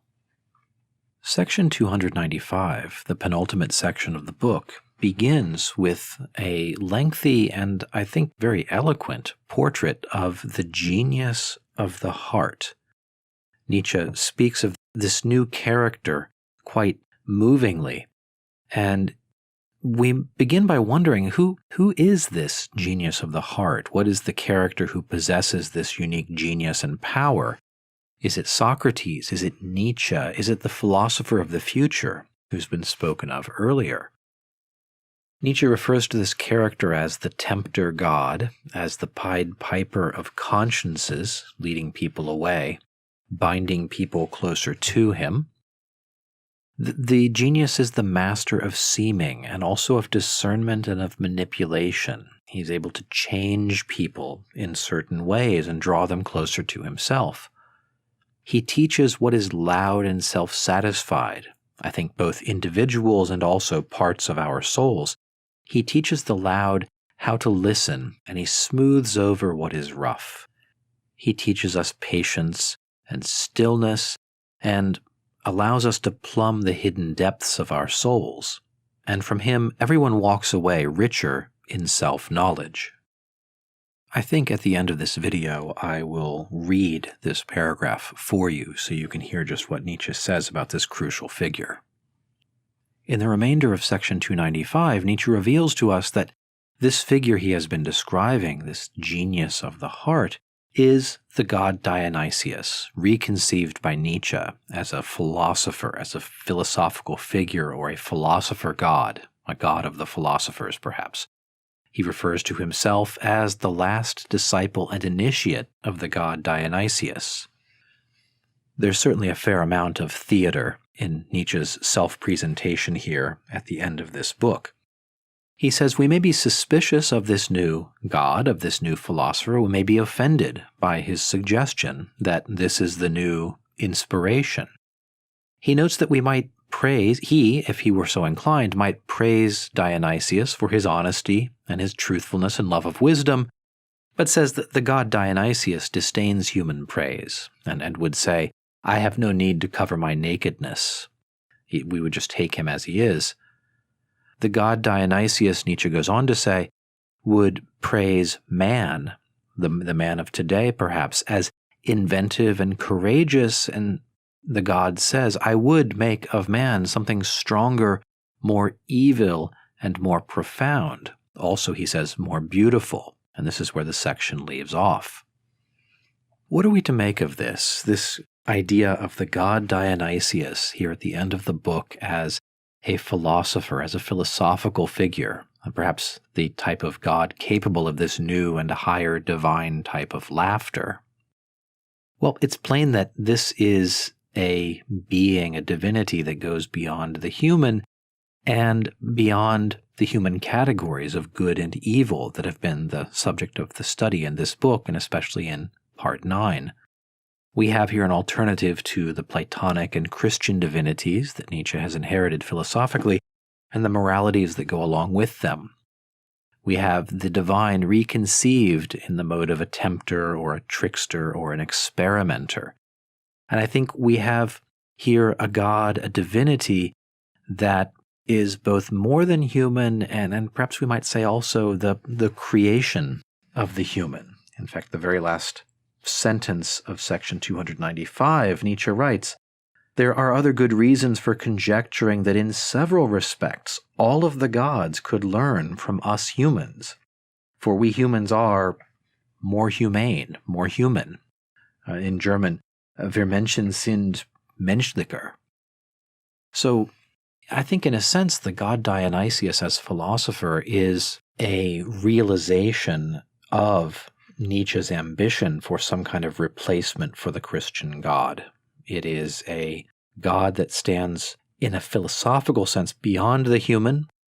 It is beyond good and evil, and I think it may be the God of the inspiration and creativity of this new type of philosopher, this new type of human being, this philosopher of the future that Nietzsche speaks of throughout this work. So I think that's one place that we can see this kind of dramatic and surprising invocation of the new philosopher Dionysius as an inspiring figure here at the end of the book. That brings us to the end of section 295. I hope you've enjoyed this video. Thanks for watching today. Now, as I promised, I'll read to you the first paragraph of section 295. Here we go. The genius of the heart, as that great concealed one possesses it, the tempter God, and born Pied Piper of consciences, whose voice knows how to descend into the netherworld of every soul, who does not say a word or cast a glance in which there is no consideration and ulterior enticement, whose mastery includes the knowledge of how to seem, not what he is, but what is, to those who follow him, one more constraint to press ever closer to him in order to follow him ever more inwardly and thoroughly. The genius of the heart who silences all that is loud and self-satisfied, teaching it to listen, who smooths rough souls and lets them taste a new desire, to lie still as a mirror, that the deep sky may mirror itself in them. The genius of the heart who teaches the doltish and rash hand to hesitate and reach out more delicately, who guesses the concealed and forgotten treasure, the drop of graciousness and sweet spirituality under dim and thick ice, and is a divining rod for every grain of gold that has long lain buried in the dungeon of much mud and sand. The genius of the heart from whose touch everyone walks away richer, not having received grace, and surprised not as blessed and oppressed by alien goods, but richer in himself, newer to himself than before, broken open, blown at and sounded out by a thawing wind, perhaps more unsure, tenderer, more fragile, more broken, but full of hopes that as yet have no name, full of new will and currents, full of new dissatisfaction and undertows.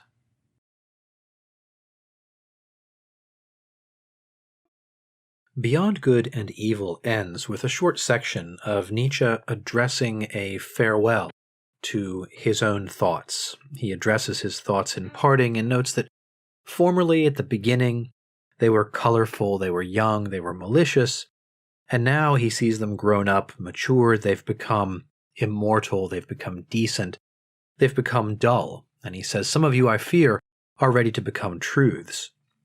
And there's this interesting contrast between the kind of fixedness and boringness of truth, as Nietzsche has redefined it, and the high energy and mystery and of the sort of pre-truth thoughts out of which he has composed this book. It was always so, says Nietzsche, for we mandarins of the spirit, we with our Chinese brushes, for thinkers who work on the edge of what can be said, who try to grasp thoughts that are on the edge of passing away, because only then, at the very end of their life, can they be caught by human minds and immortalized in words, a bit like a falling star about to be extinguished as it hits the ground. No one, says Nietzsche, will ever guess how these thoughts looked in the morning of their youth, in the full glory of their energy and initiation. As I said in the previous video, part of the indication here is that the value of Nietzsche's philosophy is not to be found in the doctrines that it teaches, in the particular philosophical positions that it defends with arguments or that it asserts. Nietzsche suggests a need to look further, to look for what could not be said, to look what maybe lies beyond language and thought. So we have here in this final section, I think, a suggestion, first, of a contrast between what is here in the book that we've just finished reading and what is not here, but what could perhaps be accessed, perhaps by some philosopher of the future. And there's a suggestion, I think, also of this deep reservoir of energy behind this book, something that is prior to truth, as Nietzsche has defined it here, some kind of deep reservoir of energy, connection to which will seem to be a standard for any philosophy of the future, which would be meaningful. And so I think part of the suggestion here to Nietzsche's most astute readers is the need for them to go beyond, to go to explore and to create in a way that is not bound by the text that Nietzsche has given to us. So that's my discussion of section 296, the final section of Beyond Good and Evil. Thanks for watching today. Goodbye.